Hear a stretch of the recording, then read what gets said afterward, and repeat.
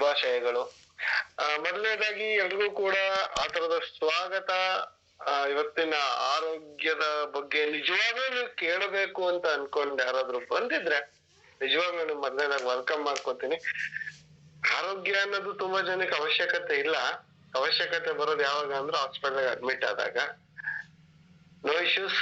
But ಇವತ್ತಿನ ವಿಚಾರ ಬಂದು ತುಂಬಾ ಇಂಪಾರ್ಟೆಂಟ್ ಇದೆ. ಇನ್ನು ಮುಂದೆ, ಇವತ್ತಂತ ಅಲ್ಲ, ಮನುಷ್ಯನಿಗೆ ಇನ್ನು ಮುಂದೆ ಜೀವನದಲ್ಲಿ ತುಂಬಾ ತುಂಬಾ ಇಂಪಾರ್ಟೆಂಟ್ ಆರೋಗ್ಯ. ಯಾಕೆ, ಏನು, ಯಾಕಿರ್ಬೇಕು ಸರ್, ಅದ್ರ ಅವಶ್ಯಕತೆ ಏನಿದೆ, ಯಾಕೆ ಮೀಡಿಯಾದವರು ದಿನ ಬೆಳಗ್ಗೆ ಆದ್ರೆ ಹಾರ್ಟ್ ಅಟ್ಯಾಕ್, ಏನ್ ಹಾರ್ಟ್ ಅಟ್ಯಾಕ್ ಆಗಿ ಜನ ಸಾಯ್ತಿಲ್ವಾ ಸರ್ ಅಂತ ನೀವೆಲ್ರು ಅನ್ಕೊಂಡಿದ್ರಿ. ಹಾರ್ಟ್ ಅಟ್ಯಾಕ್ ಆಗಿ ಸಾಯ್ತಿರ್ಲಿಲ್ವಾ ಸರ್? ಸಾಯ್ತಿದ್ರು. ಆದ್ರೂ ಇವ್ರು ಯಾಕೆ ಸರ್ ಇತ್ತೀಚೆಗೆ ಹೇಳ್ತಿದ್ದಾರೆ ಹಾರ್ಟ್ ಅಟ್ಯಾಕ್ ಆ ಡಿಸ್ಟಿಕ್ ಅಲ್ಲಾಯ್ತು, ಈ ಡಿಸ್ಟಿಕ್ ಅಲ್ಲಾಯ್ತು ಅಂತ ಅನ್ಬಿಟ್ಟು ಅಂತ ನೀವೆಲ್ಲ ಅನ್ಕೊಬಹುದು. ಬಟ್ ರಿಯಾಲಿಟಿ ಫ್ಯಾಕ್ಟ್ ಏನಂತಂದ್ರೆ ಅವಾಗ ಹಾರ್ಟ್ ಅಟ್ಯಾಕ್ ಆಗಿ ಸಾಯ್ತಾ ಇದ್ರು ಯಾರು ಅಂತಂದ್ರೆ 60, ಇನ್ನೂ ಕಮ್ಮಿ ಅಂದ್ರೆ 50, ಇನ್ನೂ ಜಾಸ್ತಿ ಅಂದ್ರೆ 70, 80, ತುಂಬಾ ದಪ್ಪ ಇರೋರು, ತುಂಬಾ ಅನಾರೋಗ್ಯವಂತರು, ಈ ತರ ಕೆಲವೊಂದಷ್ಟು ಜನ ಹಾರ್ಟ್ ಅಟ್ಯಾಕ್ ಆಗಿ ಸಾಯ್ತಿದ್ರು. ಬಟ್ ಇವತ್ತು ಪ್ರೆಸೆಂಟ್ ಯಾವ ಕಂಡೀಷನ್ ಬಂದಿದೆ ಅಂತಂದ್ರೆ ನಂಬೋದಿಲ್ಲ ನೀವ್ ಯಾರು ಹೇಳಿದ್ರು. ಎಷ್ಟೋ ಜನ ಇದೆಲ್ಲ ಸುಳ್ಳು ಬಿಡಿ ಸರ್ ಅಂತ ಹೇಳ್ತೀರಾ. ಬಟ್ ರಿಯಾಲಿಟಿ ನಾವು ಸರ್ವೆ ಮಾಡಿ ಚೆಕ್ ಮಾಡಿ ರಿಪೋರ್ಟ್ಗಳನ್ನ ತುಂಬಾ ಜನ ಡಾಕ್ಟರ್ಸ್ ಗಳ ಜೊತೆ ನಾವು ಡಿಸ್ಕಷನ್ ಮಾಡಿರೋ ಪ್ರಕಾರ ಕೇಳಿದ್ರೆ ಶಾಕ್ ಆಗುತ್ತೆ. ಹಾರ್ಟ್ ಅಟ್ಯಾಕ್ಗೆ ವಯೋಮಿತಿನೇ ಇಲ್ದಿರಂಗಾಗಿದೆ. ಏಜ್ ಲಿಮಿಟ್ ಇಲ್ಲ. ಪ್ರೆಸೆಂಟ್ ಸಿಚುಯೇಷನ್ ಹೆಂಗಾಗಿದೆ ಅಂತಂದ್ರೆ ವಯಸ್ಸಿನ ಆಧಾರ ಇಲ್ದಂತೆ ಹಾರ್ಟ್ ಅಟ್ಯಾಕ್ ಆಗ್ತಿದೆ. ಬಟ್ ಆದ್ರೆ ಇವತ್ತು ಮೀಡಿಯಾದಲ್ಲಿ ಎಲ್ಲಾ ಕಡೆ ಹೇಳ್ತಿದ್ದಾರೆ ಏನಂತ, ಸರ್ ಹಾರ್ಟ್ ಅಟ್ಯಾಕ್ ಆಗ್ತಿದೆ. ಏನಕ್ಕೆ ಅಂದ ತಕ್ಷಣನೇ ಒಬ್ಬೊಬ್ಬ ಡಾಕ್ಟ್ರು ಡಿಫ್ರೆಂಟ್ ಆಗಿ ಹೇಳ್ತಿದ್ದಾರೆ, ವೆರೈಟಿ ಆಗಿ ಹೇಳ್ತಿದ್ದಾರೆ. ಜನ ಕನ್ಫ್ಯೂಷನ್ ಆಗ್ತಿದ್ದಾರೆ. ಏನಂತ, ಅಣ್ಣ ನಿಜಾನ, ಇದ್ ಪ್ರಾಬ್ಲಮ್ಮಾ, ಇದನ್ ಚೇಂಜ್ ಮಾಡ್ಬಿಡ್ಲಾ, ಇದಕ್ ಚೇಂಜ್ ಮಾಡ್ಬಿಡ್ಲಾ ಅಂತ ಹೇಳ್ತಿದ್ದಾರೆ. ಬಟ್ ಕನ್ಫ್ಯೂಷನ್ ಆಗ್ತಿದೆ ಜನಕ್ಕೆ. ಅಣ್ಣ ಯಾವ್ದನ್ ಬದಲಾಯಿಸ್ಲಿ, ಯಾವ್ದನ್ ಉಳಿಸ್ಕೊಳ್ಳಿ ಹೇಳೋಣ ಅಂತ ಅಂದ್ಬಿಟ್ಟು. ಯಾಕೆ ಈ ಪರಿಸ್ಥಿತಿಗೆ ಬಂದಿದ್ದಾರೆ ಅಂತಂದ್ರೆ ನಿಮ್ಗೆ ಅರ್ಥ ಆಗುತ್ತೋ ಇಲ್ವೋ ಗೊತ್ತಿಲ್ಲ. ಮನುಷ್ಯನ ಆರೋಗ್ಯದ ಪರಿಸ್ಥಿತಿ ಹೆಂಗಿದೆ ಅಂತಂದ್ರೆ ಹಿಂದೆ ಆಲೋಚನೆ ಮಾಡ್ತಿದ್ರು ನಮ್ಮ ಮೊಮ್ಮಕ್ಕಳು ಮದುವೆ ಮಾಡೋವರ್ಗು ನಾವಿರ್ತೀವಿ ಅಂತ. ಅವಾಗ ಮೊಮ್ಮಕ್ಕಳು ಮದುವೆ ಮಾಡೋವರ್ಗುನು, ನೆಕ್ಸ್ಟ್ ಬಂದ್ರು ಮಕ್ಕಳು ಮದುವೆ ಮಾಡೋವರ್ಗಾರು ಬದುಕ್ತೀವಿ ಅಂತ ಅನ್ಬಿಟ್ಟು ಅಂತ. ಅದ್ರ ನೆಕ್ಸ್ಟ್ ಬಂತು ನಮ್ ಮಕ್ಳು ಹುಟ್ಟೋವರ್ಗಾರು ನಾವು ಬದುಕ್ತೀವಿ ಅಂತ. ಇವಾಗ ಬಂದಿದೆ ಜೀವನ ಹೇಗೆ ಅಂತಂದ್ರೆ ಅಟ್ಲೀಸ್ಟ್ ನಾವು ಒಂದ್ ಯಂಗ್ಸ್ಟರ್ ಲೈಫ್ ನ ಕಾಲ ಕಳೀತೀವ ಅನ್ನೋ ಲೈಫ್ ಬಂದ್ಕೊತಿದೆ ಇವಾಗ. ಜೀವನ ಯಂಗ್ಸ್ಟರ್ ಲೈಫ್ ಆದ್ರೂ ನೋಡ್ತೀವ. ಮದುವೆ, ಮಕ್ಕಳು, ಲೈಫು ನೆಕ್ಸ್ಟ್ ಯಂಗ್ಸ್ಟರ್ ಜೀವನನಾದ್ರೂ ನೋಡ್ತೀವ. ಯಾಕೆ, ಯಾವ ಏಜ್ ನೋಡ್ ಸಾಯ್ತಿದ್ದಾರೆ? 6, 8, 12, 14, 16, 18, 20, 22. ಸರ್ ಎಂತ ಏಜ್ ಅದು? ಇನ್ನು ಜೀವನನೇ ನೋಡಿಲ್ಲ, ಜೀವನ ನೋಡ್ದೇ ಇರೋ ಏಜ್ ಅಲ್ಲಿ ಸಾಯ್ತಿದ್ದಾರೆ.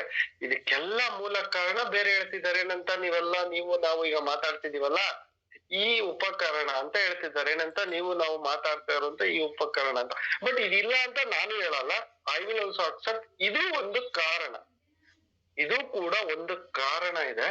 ಬಟ್ ಇದೇ 100% ಅಲ್ಲ. ಬಿಕಾಸ್ ರೇಡಿಯೇಷನ್ ಅನ್ನೋದು ಹೊಡಿತಿದೆ. ರೇಡಿಯೇಷನ್ ಹೊಡೆದಾಗ ಇಡೀ ದೇಹದ ಮೇಲೆ ಇಂಪ್ಲಿಮೆಂಟೇಶನ್ ಆಗುತ್ತೆ, ಇಡೀ ದೇಹದ ಮೇಲೆ ಎಫೆಕ್ಟ್ ಆಗ್ತದೆ. ನಾನು ಕೂಡ ಇಲ್ಲ ಅಂತ ಹೇಳಲ್ಲ. ಬಟ್ ಆದ್ರೆ ಏಜ್ ಲಿಮಿಟ್ ಇಲ್ದೆ ಎಫೆಕ್ಟ್ ಆಗ್ತದೆ ಜನಗಳಿಗೆ. ಯಾವ್ದೇ ಏಜ್ ಲಿಮಿಟ್ ಕೇಳ್ತಿಲ್ಲ, ವಯೋಮಿತಿ ಇಲ್ದಂತೆ ಸಣ್ಣಗಿದ್ದಾರೆ, ದಪ್ಪ ಇಲ್ಲ, ಬಟ್ ಆದ್ರೂ ಅವ್ರು ಸಾಯ್ತಿದ್ದಾರೆ ಸರ್. ತುಂಬಾ ಆಕ್ಟಿವ್ ಇದ್ರು ಸರ್, ತುಂಬಾ ಓಡಾಡ್ತಿದ್ರು, ತುಂಬಾ ಎಕ್ಸರ್ಸೈಸ್ ಮಾಡ್ತಿದ್ರು, ತುಂಬಾ ವರ್ಕೌಟ್ ಮಾಡ್ತಿದ್ರು, ತುಂಬಾ ಆಕ್ಟಿವ್ ಇದ್ರು, ಬಟ್ ಆದ್ರೂ ಇವ್ರು ಸಾಯ್ತಿದ್ದಾರೆ. ಯಾಕೆ ಸರ್? ಫುಡ್ ಎಲ್ಲ ಫುಲ್ ಸ್ಟ್ರಿಕ್ಟ್ ಸರ್, ಬೇಕಾಬಿಟ್ಟಿ ಎಲ್ಲ ತಿನ್ನೋದಿಲ್ಲ, ನೋಡಿ ತಿಂತಿದ್ರು ಸರ್, ಬಟ್ ಆದ್ರೂ ಇವ್ರು ಸಾಯ್ತಿದ್ದಾರೆ. ಯಾಕೆ? ಆದ್ರೆ ಕೆಲವೊಂದು ಡಾಕ್ಟರ್ ಹೇಳಿದ್ರೆ ಏನಂತ, ಮಾಂಸಾಹಾರಗಳನ್ನ ಜಾಸ್ತಿ ಸೇವಿಸ್ತಿದ್ರೆ ಅದರಿಂದಾನೇ ಕೆಲವೊಂದಷ್ಟು ಜನ ಹಾರ್ಟ್ ಅಟ್ಯಾಕ್ ಇಂದ ಸಾಯ್ತಿದ್ದಾರೆ ಅಂತ. ಬಟ್ ಆದ್ರೆ ಅಲ್ಲಿ ಸತ್ತವ್ರನ್ನ 60 to 70% ಪೀಪಲ್ ನೋಡಿದ್ರೆ ಹೆಂಗಿದ್ದಾರೆ ಅಂತಾರೆ ಸಿಕ್ಕಾಬಟ್ಟೆ ಸಣ್ಣ. ಅದ್ರಲ್ಲಿ ಕೆಲವೊಂದಷ್ಟು ಜನದ ರಿಪೋರ್ಟ್ ನ ಚೆಕ್ ಮಾಡಿದಾಗ ಗೊತ್ತಾಯ್ತು ಅದ್ರಲ್ಲಿ ಕೆಲವೊಂದಷ್ಟು ಜನ ನಾನ್ ವೆಜ್ ನ ತಿಂದೇ ಇರುವಂತವ್ರು, ನಾನ್ ವೆಜಿಟೇರಿಯನ್ಸ್ ಫ್ಯಾಮಿಲಿ, ಬಟ್ ಆದ್ರೆ ಇವರು ನಾನ್ ವೆಜ್ ನ ತಿನ್ನೋದಿಲ್ಲ. ಆತರ ಆದ್ರೆ ಹೆಂಗಾಗ್ತದೆ? How it is possible? ಯಾಕಾಗ್ತಿದೆ ಇದೇನಾಯ್ತು? ಇದನ್ನ ಟೋಟಲ್ ಆಗಿ ನೋಡಕ್ ಹೋದಾಗ ಓಪನ್ ಅಪ್ ಆಗಿ ಬ್ರಾಡ್ ಆಗಿ ಎಲ್ಲೂ ಬರ್ತಾ ಇಲ್ಲ. ಯಾಕೆ ಹೇಳ್ತಿಲ್ಲ ಅಂತಂತಂದ್ರೆ ಪ್ರೆಸೆಂಟ್ ಸಿಚುಯೇಷನ್ ಅಲ್ಲಿ ಜನಕ್ಕೆ ಯಾರಿಗೂ ನಿಜ ಗೊತ್ತಾಗುವಂತ ಅವಶ್ಯಕತೆ ಇಲ್ಲ, ನಿಜಾನ ಹೇಳುವಂತ ಅವಶ್ಯಕತೆನೂ ಅವ್ರಿಗಿಲ್ಲ. ಇವತ್ತೇನಾಗ್ತದೆ, ನಾವು ಬಳಸ್ತಿರೋದು ಯಾವ್ದಾದ್ರು ಒಂದು ನ್ಯಾಚುರಲ್ ಇದೆ ಅಂತ ಒಪ್ಕೊಳ್ಳೋಣ, ಯಾವ್ದಾದ್ರು ಒಂದು ಕೆಮಿಕಲ್ ಫ್ರೀ ಇದೆ ಸರ್ ಅಂತ ಅನ್ನೋದು ಒಪ್ಕೊಳ್ಳಿ. ಇದೆಯಾ? ಯಾವ್ದಾದ್ರು ಚಾನ್ಸೇ ಇಲ್ಲ. ಬೇಸಿಕ್ ಮಾತಾಡ್ತೀನಿ, ನೀರು ಕೆಮಿಕಲ್ ಫ್ರೀ ಇದೆಯಾ? ಚಾನ್ಸೇ ಇಲ್ಲ. ವಿತ್ ಕೆಮಿಕಲ್ ನೀರ್ ಕುಡಿತಾ ಇರೋದ್ ನಾವೆಲ್ಲ. ಗಾಳಿ ವಿತೌಟ್ ಕೆಮಿಕಲ್ ಗಾಳಿ ತಗೊಂತಾ ಇದೀವ? ಚಾನ್ಸೇ ಇಲ್ಲ. ನಾವು ಕುಡಿತಾ ಇರೋ ಗಾಳಿ ಪೂರ್ತಿ ಕೆಮಿಕಲ್ ಬೇಸ್ಡ್ ಮಿಕ್ಸಪ್ ಆಗಿರುವಂತ ಗಾಳಿನೇ ತಗೊಂತಾ ಇದೀವಿ. ಬೇಸಿಕ್ ನೀರು ಮತ್ತೆ ಗಾಳಿನೇ ಕೆಮಿಕಲ್ ಅಂತಂದ್ರೆ ನಮ್ಮ ದೇಹಕ್ಕೆ ಹೋಗ್ತಿದೆ, ಆ ಕೆಮಿಕಲ್ ರಿಯಾಕ್ಷನ್ ಗಳು ಬಾಡಿನಲ್ಲಿ ಆಗ್ತಿದೆ ಅಂತಂದ್ರೆ ಇದ್ರ ಜೊತೆಗೆ ಈಗ ನಾವು ಸೇವಿಸ್ತಿರುವಂತ ಆಹಾರ, ನೆಕ್ಸ್ಟ್ ಸ್ಟೆಪ್ ಹೋಗೋಣ. ನೆಕ್ಸ್ಟ್ ಸ್ಟೆಪ್, ನಾವು ಸೇವಿಸ್ತಿರುವಂತ ದಿನನಿತ್ಯದ ಆಹಾರ, ಅದ್ರಲ್ಲಿ ನಾವು ದಿನ ಆಹಾರ ತಿಂತಿರೋದೇನಕ್ಕೆ? ನನ್ನ ದೇಹಕ್ಕೆ ಶಕ್ತಿ ಬರ್ಲಿ, ನನ್ನ ದೇಹಕ್ಕೆ ಪೌಷ್ಟಿಕಾಂಶ ಬರ್ಲಿ, ನಾನು ದಿನನಿತ್ಯದ ಕಾರ್ಯಗಳಿಗೆ ಮತ್ತೆ ನನ್ನ ಬೆಳವಣಿಗೆಗೆ, ನನ್ನ ಜೀವನ ನಡೆಸೋದಕ್ಕೆ ಎಲ್ಲಾನು ಪರ್ಫೆಕ್ಷನ್ ಆಗಿರ್ಲಿ ಅಂತ ಅನ್ಬಿಟ್ಟು ಅಂತ ಆಹಾರ ತಿಂತೀವಿ. ಅದ್ರಲ್ಲಿ ಹೋಗ್ಲಿ ಕೆಮಿಕಲ್ ಮುಕ್ತವಾಗಿದೀವ? ಚಾನ್ಸ್ ಇಲ್ಲ. ನೀರು ಗಾಳಿನೇ ಕೆಮಿಕಲ್ ಆದ್ಮೇಲಿಂದ ಅದೇನ್ ಕೆಮಿಕಲ್ ಇಲ್ದಿದಂಗಾಗತ್ತೆ? ಯಾಕೆ? ಅಲ್ಲಿ ಬಳಸ್ತಿರೋದೆಲ್ಲರೂ 100ಕ್ಕೆ 90% ಜನ ಎಲ್ಲ ಕೆಮಿಕಲ್ ಮಿಶ್ರಿತಾನೆ. ಕೊನೆಗೆ ಏನ್ ಮಾಡ್ತಾರೆ, ಭೂಮಿಗೆ ಕೆಮಿಕಲ್ ಕೊಟ್ಟಿಲ್ಲ ಅಂತ ಅಂದ್ರೂ ಮೇಲ್ಗಡೆ ಸ್ಪ್ರೇ ಮಾಡ್ಲಿಕ್ಕಾದ್ರೂ ಕೆಮಿಕಲ್ ಬಳಸ್ತಾರೆ, ಮೇಲೆ ಸ್ಪ್ರೇ ಮಾಡ್ಲಿಕ್ಕಾದ್ರೂ ಕೆಮಿಕಲ್ ನ ಬಳಸ್ತಾರೆ. ಜನ ಅನ್ಕೊಂಡಿದ್ದಾರೆ ಕೆಮಿಕಲ್ ನ ಬಳಸೋದ್ರಿಂದ ಏನಾಗುತ್ತೆ ಸರ್, ಹುಳ ಸಾಯುತ್ತೆ, 1 ವಾರ ಆದ್ಮೇಲೆ ಅದ್ರ ಪವರ್ ಇರಲ್ಲ, 10 ದಿವಸ ಆದ್ಮೇಲೆ ಹೊರಟೋಗುತ್ತೆ ಅನ್ಕೊಂಡಿದ್ದಾರೆ. No way. ಅದೇನಾಗ್ತದೆ, ಅದಿವತ್ತು ಮನುಷ್ಯನ ಮೇಲೆ ಹೇಗ್ ಪ್ರಭಾವ ಬೀರ್ತಿದೆ. ಇವತ್ತು ನಾವು ತಿಂತಿರುವಂತ ಯಾವ್ದೇ ತರಕಾರಿ ಹಣ್ಣುಗಳಲ್ಲಿ ಕೆಮಿಕಲ್ ಇಲ್ದಂತೆ ಇಲ್ವೇ ಇಲ್ಲ. ಅಲ್ಲಿ ಪೌಷ್ಟಿಕಾಂಶ ದೇಹಕ್ಕೆ ಹೋಗ್ತಿದ್ಯಾ? ಗೊತ್ತಿಲ್ಲ. ಹಿಂದಿನ ಕಾಲದಲ್ಲಿ ಹೇಳ್ತಿದ್ರು ದಿನ 1 ಆಪಲ್ ತಿನ್ನಿ, ಡಾಕ್ಟರ್ ಇಂದ ದೂರ ಇರಿ. ಇವತ್ತು ಜನ ದಿನ KG ಗಟ್ಲೆ ಆಪಲ್ ತಿಂತವ್ರೆ, ಡಾಕ್ಟರ್ ಹತ್ರಕ್ಕೆ ಓಡೋಗ್ತಾವ್ರೆ. ಗೊತ್ತಿಲ್ಲ ಯಾಕೆ ಅಂತ, ಜನಕ್ ಗೊತ್ತಿಲ್ಲ, ಬಟ್ ಅದು ಡಾಕ್ಟರ್ ಗೊತ್ತು ಯಾಕೆ ಬರ್ತಿದ್ದಾರೆ ಅಂತ, ಬಟ್ ಹೇಳಲ್ಲ. ಅದು ಹಾಳಾಗೋಗ್ಲಿ ಅಂತಂದ್ರೆ ಸರ್ ಕೆಲವ್ರು ಹೇಳ್ತಾರೆ, ಸರ್ ನಾನೇ ಬೆಳೆದಿದ್ದ ಪದಾರ್ಥಗಳನ್ನ ತಿಂತಾ ಇದ್ದೀನಿ ಸರ್, ನಾನು ನಮ್ಮ ಮನೆ ಇರೋ ಪದಾರ್ಥಗಳನ್ನ ಬೆಳೆದ್ ತಿಂತಾ ಇದ್ದೀನಿ, ಬೇರೆ ತಿಂತಿಲ್ಲ ಸರ್ ಅಂತ ಹೇಳ್ತಾರೆ. ಅವ್ರಿಗೂ ಕೂಡ ಅನಾರೋಗ್ಯ ಕಾಡ್ತಿದೆ ಕೆಲವೊಂದಷ್ಟು ಜನಕ್ಕೆ. ಯಾಕೆ? ಇವತ್ತು ನಾವು ಬಳಸ್ತಾ ಇರುವಂತ ಎಣ್ಣೆ ಪದಾರ್ಥ, ಜಿಡ್ಡಿನ ಅಂಶ. ಸರ್ ನನ್ನ ದೇಹಕ್ಕೆ ಎಣ್ಣೆ ಅವಶ್ಯಕತೆ ಇದೆಯಾ? 100ಕ್ಕೆ 100% ಎಣ್ಣೆ ಅವಶ್ಯಕತೆ ಇದೆ. ಎಣ್ಣೆನ ಬಳಸ್ತಾ ಇರೋ ವ್ಯಕ್ತಿ, ಎಣ್ಣೆ ಅಂತಂದ್ರೆ ಅಡಿಗೆ ಎಣ್ಣೆ, ಓಕೆನಾ? ದಯವಿಟ್ಟು ಕನ್ಫ್ಯೂಸ್ ಆಗ್ಬೇಡಿ. Because we are Indians, we will think more and more. ನಾನೇನ್ ಹೇಳ್ತೀನಿ ಅಂತಂದ್ರೆ, ಎಣ್ಣೆ ಅಂಶ ದೇಹಕ್ಕೆ ಹೋಗಿಲ್ಲ ಅಂತಂದ್ರೆ ಮನುಷ್ಯನಿಗೆ ಮಾಯಿಶ್ಚರೈಸಿಂಗ್ ಕಂಟೆಂಟ್ ಸಿಗೋದಿಲ್ಲ. ಎಣ್ಣೆ ಅಂಶ ಬೇಕೇ ಬೇಕು. ಅದರಿಂದ ಏನಾಗುತ್ತೆ, ನಾವು ಬಳಕೆಯ ದಿನನಿತ್ಯದ ಪದಾರ್ಥಗಳಲ್ಲಿ ಎಣ್ಣೆ ಅಂಶನ ಬಳಸ್ತಾ ಬರ್ತೇವೆ. ಇವತ್ತು ಎಣ್ಣೆ ಡಾಕ್ಟರ್ ಹತ್ರ ಹೋದ್ರೆ ಏನ್ ಹೇಳ್ತಾರೆ? ಫಸ್ಟ್ ಪಾಯಿಂಟ್, ಯಾರಾದ್ರೂ ಚೆಕಪ್ ಹೋಗಿರ್ತಾರೆ, ಶುಗರ್ BP ಪೇಷಂಟ್ಸ್ ಗಳಿಗೆ ಡಾಕ್ಟರ್ ಸಿಂಪಲ್ ಮ್ಯಾಟರ್ ಹೇಳ್ತಾರೆ. ಏನಂತಂದ್ರೆ, ಆದಷ್ಟು ಎಣ್ಣೆ ಪದಾರ್ಥನ ಕಮ್ಮಿ ತಿನ್ನಿ ಸರ್, ಎಣ್ಣೆ ಪದಾರ್ಥಗಳನ್ನ ಕಮ್ಮಿ ಬಳಸಿ ಅಂತ ಹೇಳಿ. ಸರ್ ಎಣ್ಣೆ ಪದಾರ್ಥನ ಕಮ್ಮಿ ಬಳಸಿದ್ರೆ ಆರೋಗ್ಯವಾಗಿದ್ದಾರ? ಪಾಪ ಅವ್ರಿಗೆ ಶುಗರ್ ಕಂಟ್ರೋಲ್ ಆಯ್ತಾ, BP ಕಂಟ್ರೋಲ್ ಆಯ್ತಾ, ಕೊಲೆಸ್ಟ್ರಾಲ್ ಕಮ್ಮಿ ಆಯ್ತಾ? ಗೊತ್ತಿಲ್ಲ.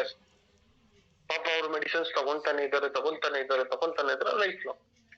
ಇದು ಟೋಟಲ್ ಓವರ್ ಆಲ್ ಚೆಕ್ ಮಾಡಿದಾಗ ಒಂದು ವಿಚಾರ ಅರ್ಥ ಆಗ್ತಿದೆ, ನಮ್ಮ ಬಾಡಿನಲ್ಲಿ ಮಲ್ಟಿಪ್ಲಿಕೇಶನ್ ಆಫ್ ಕೆಮಿಕಲ್ಸ್ ಹೋಗಿ ಕೆಮಿಕಲ್ ರಿಯಾಕ್ಷನ್ ಯಾವಾಗಿಂದ ಜಾಸ್ತಿ ಆಯ್ತು ಅಂತಂದ್ರೆ ಅಪ್ರಾಕ್ಸಿಮೇಟ್ 2021-22 ಇಂದ. ರೀಸನ್ ಯಾಕೆ ಅಂತಂದ್ರೆ, ನಿಮ್ಮೆಲ್ರಿಗೂ ಗೊತ್ತಿರ್ಬೋದು, ಕರೋನಾ ಬಂದಿದ್ದು 2020, ವೆದರ್ ಟೋಟಲ್ ಆಗಿ ಚೇಂಜ್ ಆಯ್ತು. ಎಂಟೈರ್ ವೆದರ್ ಅಲ್ಲಿ ಹೊಸದೊಂದು ವೈರಸ್ ಉದ್ಭವ ಆಯ್ತು, ಹೊಸದೊಂದು ಬ್ಯಾಕ್ಟೀರಿಯಾಸ್ ಉದ್ಭವ ಆಯ್ತು. ವೈರಸ್ ಅಂಡ್ ಬ್ಯಾಕ್ಟೀರಿಯಾಸ್ ಇಂದ ಟೋಟಲ್ ವೆದರ್ ಅಲ್ಲಿ disinfection, entire world not only India, not only Bangalore, not only Karnataka, entire world ಅಲ್ಲಿ ಇದು ಪ್ರಾಬ್ಲಮ್ ಆಯ್ತು. ಅದನ್ನ ಸಾಲ್ವ್ ಮಾಡಿಕೋಸ್ಕರ ತುಂಬಾ ಸಲ ಲಾಕ್ ಡೌನ್ ಮಾಡಿದಾಗ ಒಂದಷ್ಟು ಕಂಫರ್ಟಬಲ್ ಬಂತು, ಬಾಡಿ ಕಂಫರ್ಟಬಲ್ ಬಂತು, ವೆದರ್ ಅಲ್ಲಿ ಸ್ವಲ್ಪ ವಾತಾವರಣ ಚೇಂಜ್ ಆಯ್ತು. ಬಟ್ ಆದ್ರೆ ಬ್ಯಾಕ್ಟೀರಿಯಾಸ್ ಅಲ್ಲಿ ಬದಲಾವಣೆ ಆಗ್ಲಿಲ್ಲ. ಆ ಬ್ಯಾಕ್ಟೀರಿಯಾಸ್ ಗಳು ವೀಕ್ ಆಗೋ ರೀತಿ, ನಮ್ಮ ದೇಹಕ್ಕೆ ಬಂದ್ರೆ ವೀಕ್ ಆಗೋ ರೀತಿ ಕೆಲವೊಂದಷ್ಟು ನಾವು ನಮಗ್ ಬೇಕಾಗಿರುವಂತ ಅಂಶಗಳನ್ನ ತಗೊಳಕ್ ಸ್ಟಾರ್ಟ್ ಮಾಡಿದ್ವಿ. ಆಟೋಮೆಟಿಕ್ ಆ ಬ್ಯಾಕ್ಟೀರಿಯಾ ವೀಕ್ ಆಗ್ತಾ ಆಗ್ತಾ ಬಂತು. ಬಟ್ ರಿಯಾಲಿಟಿ ಫ್ಯಾಕ್ಟ್ ಏನಂತಂದ್ರೆ ಇವತ್ತು ವಾತಾವರಣ ಆ ಟೈಮ್ ನಿಂದ ಹೆಂಗ್ ಬದಲಾಗಿದೆ ಅಂತಂದ್ರೆ ಟೋಟಲ್ ಚೇಂಜ್. ಇದು ಎಷ್ಟೋ ಜನ ಅಬ್ಸರ್ವ್ ಮಾಡಿರಲ್ಲ. ನಮ್ಮ ಭೂಮಿ ಉಷ್ಣಾಂಶ ಇರ್ತದೆ, ಗಾಳಿ ತಂಪಿರ್ತದೆ, ಮಳೆ ಬರ್ತಿದೆ, ಗಾಳಿ ತಂಪಿದೆ. ಬಟ್ ಆದ್ರೆ ನಾವು ಕೂತಿರ್ತೀವಿ ಎಲ್ಲೋ ಒಂದ್ ಕಡೆ, ಭೂಮಿನಲ್ಲಿ ಉಷ್ಣಾಂಶ ಕಾಯ್ತಾ ಇರ್ತದೆ, ಮ್ಯಾಚ್ ಆಗ್ತಿಲ್ಲ. ಭೂಮಿ ತಂಪಿರ್ಬೇಕು, ಮಳೆ ಬರ್ತಿದೆ, ಗಾಳಿ ಬರ್ತಿದೆ ಅಂದ್ರೆ ತಂಪಿರ್ಬೇಕು. ಇಲ್ಲಿ ಎರಡೂ ಆಗ್ತಿಲ್ಲ, ಟೋಟಲ್ ವೆರೈಟಿ ಆಗ್ತದೆ. ಅದರಿಂದ ಏನಾಗ್ತದೆ, ಇವತ್ತು ಎಂಟೈರ್ ನಾವು ಉಸಿರಾಡ್ತಾ ಇರೋ ಗಾಳಿನಲ್ಲಿ ಬ್ಯಾಕ್ಟೀರಿಯಾ ಅಂಡ್ ವೈರಸ್ ತಾಂಡವ ಆಗ್ತಿದೆ. ನಮಗ್ ಗೊತ್ತಾಗ್ತಿಲ್ಲ ಏನಾಗ್ತಿದೆ, ಎಲ್ಲಿ ಯಾವ ತರ ವ್ಯತ್ಯಾಸ ಆಗ್ತಿದೆ ಅಂತ ಅಂದ್ಬಿಟ್ಟು ಅಂತ. ಅದರಿಂದ ಮನುಷ್ಯನ ಪರಿಸ್ಥಿತಿ ಏನಾಗ್ತಿದೆ ಅಂತಂದ್ರೆ, ಮನುಷ್ಯ ಇತ್ತೀಚೆಗೆ ಮೆಡಿಕೇಶನ್ಗೆ ಜಾಸ್ತಿ ಅಡಿಕ್ಷನ್ ಆಗ್ತಿದ್ದಾನೆ ಲಾಸ್ಟ್ 3 to 4 years ಇಂದ. ಇದನ್ನ ಸರ್ವಿನಲ್ಲಿ ಎಲ್ಲೂ ಹೇಳಿಲ್ಲ. ಯಾವ್ದಕ್ ಅಡಿಕ್ಷನ್ ಆಗ್ತಿದ್ದಾನೆ? ಬೇಸಿಕ್ ಪ್ರಾಬ್ಲಮ್, ಆಸಿಡಿಟಿ ಪ್ರಾಬ್ಲಮ್, ಗ್ಯಾಸ್ಟ್ರಿಕ್ಗೆ, ಆಸಿಡಿಟಿಗೆ ಅಂತ ಅಂದ್ಬಿಟ್ಟು ಅಂತ ಸಿಂಪಲ್ ಆಗಿ ಹೋಗ್ತಾರ ಮೆಡಿಕಲ್ ಶಾಪ್ಗೆ. ಸರ್ ಗ್ಯಾಸ್ಟ್ರಿಕ್ ಇದೆ ಸರ್, ಟ್ಯಾಬ್ಲೆಟ್ ಕೊಡಿ ಸರ್, ಗ್ಯಾಸ್ಟ್ರಿಕ್ ಇದೆ ಸರ್, ಸಿರಪ್ ಕೊಡಿ ಸರ್, ತಗೊಳಕ್ ಶುರು ಮಾಡ್ದ. ಅವ್ನಿಗೇನಾಯ್ತು, ತಾತ್ಕಾಲಿಕವಾಗಿ ರಿಲೀಫ್ ಕೊಡಕ್ ಶುರು ಆಯ್ತು. ಏನು, ಅವನು ಗ್ಯಾಸ್ಟ್ರಿಕ್ ರಿಲೀಫ್ ಕೊಡಕ್. ಬಟ್ ಆದ್ರೆ ಅವನ ದೇಹದಲ್ಲಿ ಇನ್ನೊಂದು ಸಮಸ್ಯೆ ಉದ್ಭವ ಆಗ್ತಿದೆ, ಅವನಿಗೆ ಗೊತ್ತಿಲ್ಲ. ಆ ಗ್ಯಾಸು ದೇಹದಿಂದ ಈಚೆ ಬರ್ಲಿಲ್ಲ. ಆ ಗ್ಯಾಸು ಅವನ ಇಡೀ ದೇಹದ ಒಳಗಡೆ ಸರ್ಕ್ಯುಲೇಟ್ ಆಗಕ್ ಸ್ಟಾರ್ಟ್ ಆಯ್ತು. ಯಾವ ರೀತಿ ಸರ್ಕ್ಯುಲೇಟ್ ಆಗಕ್ ಸ್ಟಾರ್ಟ್ ಆಯ್ತು? ಅವನ ನರ್ವ್ಸ್ ಮತ್ತೆ ಬ್ಲಡ್ ಸಿಸ್ಟಮ್ ನಲ್ಲಿ ಸರ್ಕ್ಯುಲೇಟ್ ಆಗೋದಕ್ ಶುರು ಆಯ್ತು. ಅದಕ್ಕೇನಾಯ್ತು, ಈ ಆಸಿಡಿಟಿ ಪ್ರಾಬ್ಲಮ್ಗೆ ಅಂತ ಅವ್ನು ಟ್ಯಾಬ್ಲೆಟ್ ಸಿರಪ್ ತಗೊಳಕ್ ಶುರು ಮಾಡಿದಾಗ ಹೊರಗಡೆ ಮೆಡಿಕಲ್ ಶಾಪ್ಸ್ ಗಳಿಂದ ತಗೊಂಡು, ಅವನ ದೇಹದಲ್ಲಿ ಕೈ ಜುಮ್ ಅನ್ನೋದು, ಕರೆಂಟ್ ಶಾಕ್ ಹೊಡೆದ ತರ ಆಗೋದು, ಕೈ ಒಂದೊಂದ್ಸರಿ ಹಿಡಿದು ಬಿಡೋದು, ಇಂತಿಂದ ಹೋಲ್ಡ್ ಅಪ್ ಆಗೋದು, ಈ ತರ ಕಾಲ್ ಹಿಡಿಯೋದು, ಕೈ ಹಿಡಿಯೋದು, ಈ ತರ ಜಾಸ್ತಿ ಆಗೋಕ್ ಶುರು ಆಯ್ತು. ಅವನೇನ್ ಅನ್ಕೊಂಡ, ವಾಯ್ ಕಣೆ ಏನೋ ನಮ್ದು ಇದೇ ಸರಿ ಇಲ್ಲ. ಬಟ್ ಅವನು ಗೊತ್ತಾಗ್ತಿಲ್ಲ, ನೆಕ್ಸ್ಟ್ ಲೆವೆಲ್ ಸಿಂಪ್ಟಮ್ಸ್ ಬಾಡಿನಲ್ಲಿ ಕ್ರಿಯೇಟ್ ಆಗ್ತಿದೆ ಅಂತ ಅನ್ಬಿಟ್ಟು ಅಂತ. ಇದ್ರಲ್ಲಿ ಸೈಡ್ ಎಫೆಕ್ಟ್ ಜಾಸ್ತಿ ಆಗಕ್ ಸ್ಟಾರ್ಟ್ ಆಯ್ತು. ಬೇರೆ ಬೇರೆ ಮೆಡಿಕೇಶನ್ಸ್ ಅಲ್ಲಿ ಇರ್ತಾರೆ, ಒಂದಷ್ಟು ಫುಡ್ ಡಯಟ್ ಅಲ್ಲಿ ಇರ್ತಾರೆ, ಒಂದಷ್ಟೆಲ್ಲ ಬಾಡಿನ ಮೇಂಟೈನ್ ಮಾಡ್ತಾ ಇರ್ತಾರೆ. ಅವ್ರಗಳಿಗೆ ಏನಾಗಕ್ ಸ್ಟಾರ್ಟ್ ಆಯ್ತು, ಅವ್ರು ಬಳಸ್ತಿರೋದು ಆಲ್ರೆಡಿ ಕೆಮಿಕಲ್, ನೀರ್ ಕೆಮಿಕಲ್, ಗಾಳಿ ಕೆಮಿಕಲ್, ತಿಂತಿರೋ ಆಹಾರ ಕೆಮಿಕಲ್, ತಿಂತಿರೋ ಎಣ್ಣೆ ಪದಾರ್ಥ ಎಣ್ಣೆ ಕೆಮಿಕಲ್, ಜೊತೆಗೆ ಈ ಆಸಿಡಿಟಿ ಅನ್ನೋದು ಬಂದಾಗ್ಲೂ ಕೂಡ ಕೆಮಿಕಲ್ ಬೇಸ್ಡ್ ರಿಯಾಕ್ಷನ್ ಆಯ್ತು, ಬಾಡಿನಲ್ಲಿ ಸ್ಪ್ರೆಡ್ ಔಟ್ ಆಗಕ್ ಸ್ಟಾರ್ಟ್ ಆಯ್ತು. ಇಷ್ಟು ಸಾಲದು ಅಂತ ಅಂದ್ಬಿಟ್ಟು ಅಂತ ಇವತ್ತು ನಮ್ಮ ಜನಗಳು ಏನಾಗ್ತಿದ್ದಾರೆ ಅಂತಂದ್ರೆ, ಚಿಕ್ಕ ಪುಟ್ಟ ಸಮಸ್ಯೆ ಎಲ್ಲಾನು ಮೆಡಿಸಿನ್ಸ್ ಗಳಿಗೆ ಅಡಿಕ್ಷನ್ ಆಗ್ತಾ ಆಗ್ತಾ ಆಗ್ತಾ ಆಗ್ತಾ ಆಗ್ತಾ ಆಗ್ತಾ ಆಗ್ತಾ ಆಗ್ತಾ ಪ್ರೆಸೆಂಟ್ ಸಿಚುಯೇಷನ್ ಎಂಟೈರ್ ಬಾಡಿ ಪರಿಸ್ಥಿತಿ ಹೆಂಗಾಗಿದೆ ಅಂತಂದ್ರೆ, ನೀವು ನಂಬ್ತಿರೋ ಬಿಡ್ತಿರೋ ಗೊತ್ತಿಲ್ಲ,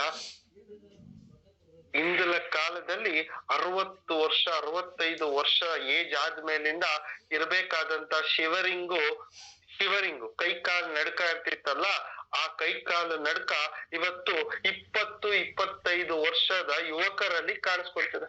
20-25 ವರ್ಷದ ಯುವಕರಲ್ಲಿ ಕಾಣಿಸ್ಕೊಳ್ತಿದೆ. ಇದು ಯಾಕಾಯ್ತು? ಜನಕ್ಕೆ ಗೊತ್ತಾಗ್ಲಿಲ್ಲ. ಯಾಕಾಗ್ತಿದೆ, ಏನಾಗ್ತಿದೆ, ಇದ್ರ ಏನಂತಾರೆ, ಸ್ವಲ್ಪ ಪೌಷ್ಟಿಕ ಶಕ್ತಿ ಇಲ್ಲ ಕಡೆ, ಸರಿ ಊಟ ಮಾಡಲ್ಲ ಈ ಹುಡುಗ, ಟೈಮ್ ಕರೆಕ್ಟ್ ಆಗಿ ಊಟ ಮಾಡಿದ್ರೆ ಈ ತರ ಆಗೋದಿಲ್ಲ. ಸರ್ ಆಲೋಚನೆ ಮಾಡಿ, ಟೈಮ್ ಕರೆಕ್ಟ್ ಆಗಿ ಊಟ ಮಾಡ್ತಿಲ್ಲ ಅಂತ. ಬಟ್ ಆದ್ರೆ ಆ ವ್ಯಕ್ತಿ ಊಟ ಮಾಡ್ತಿದ್ದಾನೆ, ಊಟ ಚೆನ್ನಾಗಿ ಮಾಡ್ತಿದ್ದಾನೆ, ಊಟ ಚೆನ್ನಾಗಿ ಮಾಡೋದ್ರ ಜೊತೆ ಡಿಸ್ಕನೆಕ್ಟ್ ಮಾಡಿದೆ, ಕಂಟಿನ್ಯೂಸ್ ಬರ್ತಾನೆ ಇತ್ತು, ಸಾರಿ. ಬಟ್ ಏನಾಯ್ತು ಅಂತಂದ್ರೆ, ಪ್ರೆಸೆಂಟ್ ನರ್ವ್ಸ್ ಅಲ್ಲಿ ವೈಬ್ರೇಷನ್ ಸ್ಟಾರ್ಟ್ ಆಗ್ತಿದೆ, ಜನಗಳ ಬಾಡಿನಲ್ಲಿ ವೈಬ್ರೇಷನ್ ಸ್ಟಾರ್ಟ್ ಆಗ್ತಿದೆ. ಅದು ಏಜ್ ಲಿಮಿಟ್ ಮಿತಿ ಮೀರಿದಂಗೆ. ಅವರು 20-25 ವರ್ಷದ ಗಂಡು ಮಕ್ಕಳಲ್ಲಿ ಹೆಣ್ಮಕ್ಳಲ್ಲಿ ಬಾಡಿನಲ್ಲಿ ಶಿವರಿಂಗ್ ನ ಸ್ಟಾರ್ಟ್ ಆಗ್ತಿದೆ. ಇದು ಯಾಕೆ? ಅವ್ರು ಅನ್ಕೊಂತಿದ್ದಾರೆ ಆಹಾರ ಸರಿ ಇಲ್ಲ, ನಾನು ಆಹಾರ ಕಮ್ಮಿ ತಿಂತಿದ್ದೀನಿ, ಆಹಾರ ಅಷ್ಟೊಂದು ಬಳಸ್ತಿಲ್ಲ ಅಂತ ಅನ್ಬಿಟ್ಟು ಅಂತ. ಜೊತೆಗೆ ಮೆಮೊರಿ ಪವರ್ ಅಲ್ಲಿ ಡಿಫ್ರೆನ್ಸಿಯೇಷನ್ ಫೀಲ್ ಆಗ್ತದೆ. ಮೆಮೊರಿನಲ್ಲಿ ಡಿಫ್ರೆನ್ಸಿಯೇಷನ್ ಫೀಲ್ ಆಗೋದು, ಅವರ ಸ್ಟಾಮಿನಾನಲ್ಲಿ ಜಾಸ್ತಿ ಬಿಸಿಲಲ್ಲಿ ನಿಂತ್ರೆ ತುಂಬಾ ಆಯಾಸ ಆಗುವಂತದ್ದು, ಒಂದು ಅರ್ಧ ಗಂಟೆ ಊಟದಲ್ಲಿ ಹೆಚ್ಚು ಕಡಿಮೆ ಆದ್ರೆ ಆಯಾಸ ಆಗ್ತಿರೋದು, ಇದು ಗೊತ್ತಿಲ್ಲ ಇವ್ರಿಗೆ. ಇದು ಎಲ್ಲ ಅವರ ನೆಕ್ಸ್ಟ್ ಲೆವೆಲ್ ನ ಸಿಂಪ್ಟಮ್ಸ್. ಪದೇ ಏನಾರ ಊಟ ಮಾಡಕ್ ಹೋದಾಗ ವಾಮಿಟಿಂಗ್ ಆಗುವಂತದ್ದು, ಏನಾರ ಒಂದು ಆಹಾರ ತಿನ್ನಕ್ಕೂ ನನ್ಗೆ ಆಗೋದಿಲ್ಲ, ಕಂಫರ್ಟಬಲ್ ಇಲ್ಲ ಅಂತ ಅನ್ಸುತ್ತೆ, ಬಾಡಿ ಅಕ್ಸೆಪ್ಟ್ ಮಾಡೋದಿಲ್ಲ. ಇದೆಲ್ಲ ನಿಮ್ಮ ದೇಹದಲ್ಲಿ ಆಗ್ತಾ ಇರುವಂತ ಕೆಲವೊಂದು ಅನಾರೋಗ್ಯದ ಸಮಸ್ಯೆ. ಯಾಕೆ ಅನಾರೋಗ್ಯ ಆಗುತ್ತೆ ಸರ್? ಪೌಷ್ಟಿಕಾಂಶ ಅನ್ನೋದು ಒಬ್ಬ ಮನುಷ್ಯನ ದೇಹಕ್ಕೆ ಅತಿ ಮುಖ್ಯವಾದದ್ದು. ಪೌಷ್ಟಿಕಾಂಶ ಎಲ್ಲೆಲ್ಲಿಂದ ಸಿಗುತ್ತೆ? ನಿಮ್ಗೆ ಮೂರು ಜಾಗದಿಂದ ಸಿಗುತ್ತೆ. ಒಂದು ಪೌಷ್ಟಿಕಾಂಶ ಎಲ್ಲಿ ಸಿಗುತ್ತೆ ಅಂತಂದ್ರೆ, ನೀವು ಉಸಿರಾಡೋ ಗಾಳಿಯಿಂದ ಪೌಷ್ಟಿಕಾಂಶ ಸಿಗುತ್ತೆ. ಗಾಳಿ ಉಸಿರಾಡ್ತಿದ್ದೀರಿ, ಅಲ್ಲೇನಾಗ್ತದೆ, ಆಲ್ರೆಡಿ ಅದ್ರಲ್ಲೂ ಪೊಲ್ಯೂಟೆಡ್ ಗಾಳಿ ಸಿಗ್ತಿದೆ ಒಂದಷ್ಟೆಲ್ಲ. ಅದರಿಂದ ಏನಾಗ್ತದೆ, ಅಲ್ಲೂ ನಮ್ಗೆ 100% ಸಿಗ್ತಿಲ್ಲ, 50% ಸಿಗ್ತದೆ. ನೀರು ಒಬ್ಬ ಮನುಷ್ಯನಿಗೆ ಏನಾಗ್ತಿತ್ತು, ಮೊದಲು ಅವನು 2 ಲೀಟ್ರು 2.5-3 ಲೀಟರ್ ನೀರು ಕುಡಿದ್ರು ಸಾಕಾಗ್ತಿತ್ತು ದೇಹಕ್ಕೆ. ಯಾಕೆ? ಆ ನೀರು ಪರಿಪೂರ್ಣವಾಗಿರ್ತಿತ್ತು. ಅವನು ಬಳಸ್ತಾ ಇರುವಂತ ಎಣ್ಣೆಯ ಪದಾರ್ಥ ದೇಹಕ್ಕೆ ಸಮತೋಲನವಾಗಿರ್ತಿತ್ತು. ಎಣ್ಣೆ ಅಂಶ ಹೊರಗಡೆ ಇದ್ದಾಗ ಮಾಯಿಶ್ಚರೈಸಿಂಗ್ ಮೇಂಟೈನ್ ಮಾಡ್ತಿತ್ತು. ಇವತ್ತೇನಾಗ್ತದೆ, ಅವ್ನು ಬಳಸ್ತಾ ಇರುವಂತ ಎಣ್ಣೆನೇನೆ ಪೂರ್ತಿಯಾಗಿ ಪಾಯ್ಸನಸ್, ಅಂದ್ರೆ chemical, total purely chemical based. ಅದೇನಾಗ್ತಿದೆ, ಒಳಗೋದಷ್ಟು ತೇವಾಂಶನ ಕಮ್ಮಿ ಮಾಡ್ತಿದೆ ಮನುಷ್ಯನ ದೇಹನ. ಇವ್ರು ನೀರ್ ಕುಡಿತಿದಾರಾ? ಇಲ್ಲ, ನೀರ್ ಕುಡಿಯಕ್ ಆಗಲ್ಲ ಸರ್ ಅದನ್ನ ಅಂತ ಅಂದ್ಬಿಟ್ಟು ಎಷ್ಟೋ ಜನ ನೀರೇ ಕುಡಿಯಲ್ಲ. ನೀರ್ ಕಮ್ಮಿ ಕುಡಿತಿದಾರೆ. ಏನಾಯ್ತು, ನೀರಲ್ಲೂ ನಿಮಗ್ ಸಿಗ್ಬೇಕಾಗಿರೋ ಪೌಷ್ಟಿಕಾಂಶ ಕಮ್ಮಿ ಆಗ್ತಾ ಹೋಯ್ತು. ಇನ್ ಕೊನೆದಾಗ ಆಹಾರ. ನಾವು ಪ್ರತಿದಿನ ಆಹಾರ ಸೇವಿಸ್ತಿದೀವಿ. ಎಷ್ಟೋ ಜನ ಹೇಳ್ತಾರೆ, ಸರ್ ಇಲ್ಲ ನಾವು ಪ್ರತಿದಿನ ತರಕಾರಿಗಳು ತಿಂತೀವಿ ಸರ್, ಊಟದಲ್ಲಿ ಒಳ್ಳೆ ತರಕಾರಿ ತಿಂತೀವಿ, ಆಹಾರದಲ್ಲಿ ಹಣ್ಣು ತಿಂತಿದೀವಿ, ಒಳ್ಳೆ ಊಟ ಮಾಡ್ತಿದೀವಿ ಅಂತ ಹೇಳ್ತಾರೆ. ಬಟ್ ಇಷ್ಟೆಲ್ಲ ತಿಂತಿದ್ದಾರೆ, ಬಟ್ ಅಲ್ಲೂ ಪರ್ಫೆಕ್ಷನ್ ಸಿಗ್ತಿದ್ಯಾ? ಇಲ್ಲ, ಅಲ್ಲೂ 50%. ನೀರಲ್ಲಿ 50%, ಗಾಳಿನಲ್ಲಿ 50%, ಆಹಾರದಲ್ಲಿ 50%. ಇನ್ನು 50% ಏನದು? ಇನ್ನು 50% ಏನದು ಸರ್ ನಮ್ ದೇಹಕ್ಕೆ ಸಿಗ್ತಿರೋದು? ನಮ್ಮ ದೇಹಕ್ಕೆ ಇನ್ನು 50% ಕೆಮಿಕಲ್ ಹೋಗ್ತಿದೆ ಬಾಡಿನಲ್ಲಿ. ಈ ಕೆಮಿಕಲ್ ದೇಹಕ್ಕೆ ಹೋದಾಗ ಏನಾಗ್ತಿರುತ್ತೆ ಅಂತಂದ್ರೆ, ಕೆಮಿಕಲ್ ರಿಯಾಕ್ಷನ್ ಗಳಾಗ್ತಿರ್ತದೆ. ಯೋಚನೆ ಮಾಡಿ, ಗಾಳಿನಲ್ಲಿ, ನೀರಲ್ಲಿ, ಮಣ್ಣಿನ, ನಿಮ್ಮ ತಿಂತಾರೋ ಆಹಾರದಲ್ಲಿ, ಮೂರಿನಲ್ಲೂ ಕೆಮಿಕಲ್ ಮೂರು ಕ್ಲಾಶ್ ಆಗಕ್ ಸ್ಟಾರ್ಟ್ ಆದಾಗ ನಿಮ್ಮ ಬಾಡಿನಲ್ಲಿ, ನಿಮ್ಮ ದೇಹಕ್ಕೆ ಫಸ್ಟ್ ಕೊಡುವಂತ ಪ್ರಾಬ್ಲಮ್ ಎಲ್ಲಕ್ ಕೊಡುತ್ತೆ ಅಂತಂತಂದ್ರೆ, ನೀವು ನಂಬೋದಿಲ್ಲ, ಯಾರನ್ನು ಕೂಡ ಕೇಳಿದ್ರು ಶಾಕ್ ಆಗ್ತೀರಾ. ಇವತ್ತು ಇಡೀ ಇಂಡಿಯಾದಲ್ಲಿ, ಇಡೀ ಭಾರತ ದೇಶದಲ್ಲಿರುವಂತ ಜನಗಳ ಲಿವರ್ ನ ಟೆಸ್ಟ್ ಮಾಡಿದ್ರೆ ಫಸ್ಟ್ ಹೇಳ್ತಾರೆ, ಇಡೀ ಲಿವರ್ ಗಳೆಲ್ಲಾನು 60 to 70% ಸ್ಪಾಯ್ಲ್ಡ್ ಲಿವರ್. ಯಾವ್ದು ಕೂಡ 70% ಪರ್ಫೆಕ್ಷನ್ ಲಿವರ್ ಆಗಿಲ್ಲ. ಎಲ್ಲ 50% ಗಿಂತ ಮೇಲೆ ಹಾಳಾಗಿದೆ ಲಿವರ್. ರೀಸನ್ ಏನು? ಅದ್ರಲ್ಲಿ ಇರಬೇಕಾದಂತ ಪೌಷ್ಟಿಕಾಂಶ ಇಲ್ಲ, ಅದು ಕ್ಲೀನ್ಸ್ ಆಗ್ತಿಲ್ಲ. ಲಿವರ್ ಅಲ್ಲಿ ಎಫೆಕ್ಟ್ ಆಗ್ತಿರೋದಕ್ಕೆ ಸರ್, ಲಿವರ್ಗೆ ಎಫೆಕ್ಟ್ ಆಗೋದಕ್ಕೂ ನೀವ್ ಹೇಳ್ತಾ ಇರೋದಕ್ಕೂ ಏನ್ ಸಂಬಂಧ ಸರ್? ಅರ್ಥ ಮಾಡ್ಕೊಳ್ಳಿ, ನಮ್ಮ ದೇಹದ ಕನೆಕ್ಟಿವಿಟಿ ಹೆಂಗಿದೆ ಸರ್. ಅವಾಗ್ಲೇ ಹೇಳಿದ್ರಿ ವೀಕ್ನೆಸ್ ಅಂತ ಹೇಳಿದ್ರಿ, ಯೂತ್ಸ್ಗೆ ಸ್ಟೆಬಿಲಿಟಿ ಇಲ್ಲ ಅಂತ ಹೇಳಿದ್ರಿ. 60-70 ವರ್ಷದ ವ್ಯಕ್ತಿಗಳಿಗೆ ಬರ್ಬೇಕಾಗಿರುವಂತ ವೀಕ್ನೆಸ್, ಕೈಕಾಲು ನಡ್ಕ ಆ ಏಜ್ ನಲ್ಲಿ ಬರ್ತಿದೆ ಅಂತ ಹೇಳಿದ್ರಿ. ಅದಕ್ಕೂ ಲಿವರ್ಗೂ ಏನ್ ಸಂಬಂಧ ಅಂತ ನೀವ್ ಕೇಳ್ಬೋದು. ಆ ಲಿವರ್ ಏನ್ ಮಾಡುತ್ತೆ ಅಂತಂದ್ರೆ, ನೀವ್ ಪ್ರತಿನಿತ್ಯ ಏನೆಲ್ಲ ಆಹಾರಗಳನ್ನ, ಪೌಷ್ಟಿಕಾಂಶಗಳನ್ನ ದೇಹಕ್ಕೆ ಕೊಡ್ತಿದ್ದೀರೋ, ಆ ಎಲ್ಲಾ ಪೌಷ್ಟಿಕಾಂಶಗಳನ್ನ ಎಕ್ಸ್ಟ್ರಾಕ್ಟ್ ಮಾಡಿ ನೀರು, ಗಾಳಿ, ನಿಮ್ಮ ಲಂಗ್ಸ್ ಒಳಗಡೆ ಹೋಗುವಂತ ಗಾಳಿನಲ್ಲೂ ಪೌಷ್ಟಿಕಾಂಶಗಳನ್ನ ನಿಮ್ಮ ಲಿವರ್ ಎಕ್ಸ್ಟ್ರಾಕ್ಷನ್ ಮಾಡುತ್ತೆ. ನಿಮ್ಮ ಆಹಾರದಲ್ಲಿರೋ ಪೌಷ್ಟಿಕಾಂಶಗಳನ್ನ ನಿಮ್ಮ ಲಿವರ್ ಎಕ್ಸ್ಟ್ರಾಕ್ಟ್ ಮಾಡುತ್ತೆ. ನಿಮ್ಮ ನೀರಲ್ಲಿರೋ ಪೌಷ್ಟಿಕಾಂಶಗಳನ್ನು ಕೂಡ ನಿಮ್ಮ ಲಿವರ್ ಎಕ್ಸ್ಟ್ರಾಕ್ಟ್ ಮಾಡುತ್ತೆ. ಈ ಎಲ್ಲಾ ಪೌಷ್ಟಿಕಾಂಶಗಳನ್ನು ಎಕ್ಸ್ಟ್ರಾಕ್ಟ್ ಮಾಡಿ ನಿಮ್ಮ ಬ್ಲಡ್ ಸೆಲ್ಸ್ ಗಳಿಗೆ ಫೀಡ್ ಮಾಡ್ತಾ ಹೋಗುತ್ತೆ. ಎಲ್ಲಿಗ್ ಮಾಡುತ್ತೆ? ನಿಮ್ಮ ಬ್ಲಡ್ ಸೆಲ್ಸ್ ಗಳಿಗೆ ಫೀಡ್ ಮಾಡ್ತಾ ಹೋಗುತ್ತೆ. ಆ ಬ್ಲಡ್ ಸೆಲ್ಸ್ ಗಳಿಗೆ ಫೀಡ್ ಮಾಡ್ತಾ ಹೋದಾಗ ಅದು ನಿಮ್ ಎಂಟೈರ್ ದೇಹದ ಮೂಲೆಗೂ ಸಪ್ಲೈ ಆಗುತ್ತೆ. ನಿಮ್ಮ ಎಂಟೈರ್ ದೇಹದ ಮೂಲೆಗೂ ಸಪ್ಲೈ ಆಗ್ತಾ ಹೋಗುತ್ತೆ. ಇಲ್ಲೇನಾಯ್ತು? ಕೆಮಿಕಲ್ ಪ್ಲಸ್ ನ್ಯಾಚುರಲ್ ಕಾಂಬಿನೇಷನ್ ಅಲ್ಲಿ ಬಾಡಿನಲ್ಲಿ ಸರ್ಕ್ಯುಲೇಷನ್ ಆಗಕ್ ಸ್ಟಾರ್ಟ್ ಆಯ್ತು. ಇದು ಎಲ್ಲೋಗ್ತಿದೆ ಸರ್?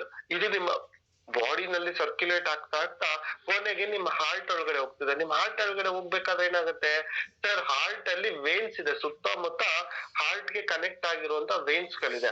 ಅದು ತುಂಬಾ ತೆಳು ಇರ್ತದೆ. ಯಾಕೆ ತುಂಬಾ ತೆಳು ಇರುತ್ತೆ? ಅದು ಸ್ಪೀಡ್ ಆಗಿ ಹೋಗುತ್ತೆ, ಸ್ಪೀಡ್ ಆಗಿ ಪಾಸ್ ಆಗ್ಬೇಕು. ತುಂಬಾ ಪ್ರೆಷರೈಸ್ ಆಗಿ ಹೋಗ್ಬೇಕು ಅನ್ನೋದಕ್ಕೆ ತುಂಬಾ ತೆಳುಗಿರುತ್ತೆ, ಸಣ್ಣಗಿರ್ತದೆ ಅದೆಲ್ಲ ವೇನ್ಸ್ ಗಳು ಪಾಸ್ ಔಟ್ ಆಗೋದಕ್ಕೆ. ಆ ವೇನ್ಸ್ ಗಳ ಮುಖಾಂತರ ಬ್ಲಡ್ ಒಳಗಡೆ ಹೋಗ್ಬೇಕು. ನಿಮ್ ಬ್ಲಡ್ ಸೆಲ್ಸ್ ಅಲ್ಲಿ ಹೋಗಿ ಅಲ್ಲಿಂದ ಪಂಪ್ ಆಗ್ಬೇಕು. ಹಾರ್ಟ್ ಪಂಪ್ ಆದ್ರೆ ನಿಮ್ಮ ಎಲ್ಲಾ ಕಡೆಗೂ ಬಾಡಿಗೆ, ಅಂಗಾಂಗಗಳಿಗೆ ಬ್ಲಡ್ ಸಪ್ಲೈ ಆಗ್ಲಿಕ್ಕೆ ಈಸಿ ಆಗುತ್ತೆ. ನಿಮ್ಮ ಬ್ರೈನ್ ಸಪ್ಲೈ ಆಗಕ್ಕಿರ್ಬೋದು, ನಿಮ್ಮ ಕಣ್ಣಿಗೆ ಸಪ್ಲೈ ಆಗಕ್ಕಿರ್ಬೋದು, ನಿಮ್ ಇಡೀ ಅಂಗಾಂಗಗಳಿಗೆ ಸಪ್ಲೈ ಆಗ್ಲಿಕ್ಕೆ ಈಸಿ ಆಗುತ್ತೆ. ಬಟ್ ಆದ್ರೆ ಇದೇನಾಗ್ತಿದೆ, ನಾವು ಆಲ್ರೆಡಿ ನಾವು ತಿಂತಾ ಇರುವಂತ ಆಹಾರಗಳು ಅಪೌಷ್ಟಿಕವಾದ ಆಹಾರಗಳು, ಪೌಷ್ಟಿಕಾಂಶ ಭರಿತವಾಗಿ ಅಲ್ಲದೆ ಇರುವಂತಹ ಆಹಾರಗಳು ಮೊದಲನೇದು. ಎರಡನೇದು, ಪೌಷ್ಟಿಕಾಂಶ ಇರೋ ಆಹಾರ ತಿಂದ್ರು ಅದ್ರಲ್ಲಿ ಕೆಮಿಕಲ್ ಬೇಸ್ಡ್. ನೀರ್ ಕುಡಿದ್ರು ಕಮ್ಮಿ ಕುಡಿತಿದೀವಿ, ಆ ನೀರಲ್ಲೂ ಕೆಮಿಕಲ್ ಬೇಸ್ಡ್ ಅದ. ಗಾಳಿ ತಗೊಂತಿದೀವಿ, ಅದ್ರಲ್ಲೂ ಕೆಮಿಕಲ್ ಬೇಸ್ಡ್ ಇದೆ. ಇವತ್ತು ಮ್ಯಾಕ್ಸಿಮಮ್ ಆಗಿ ಪೊಲ್ಯೂಟೆಡ್ ಏರ್ ತಗೊಂತಿದೀವಿ.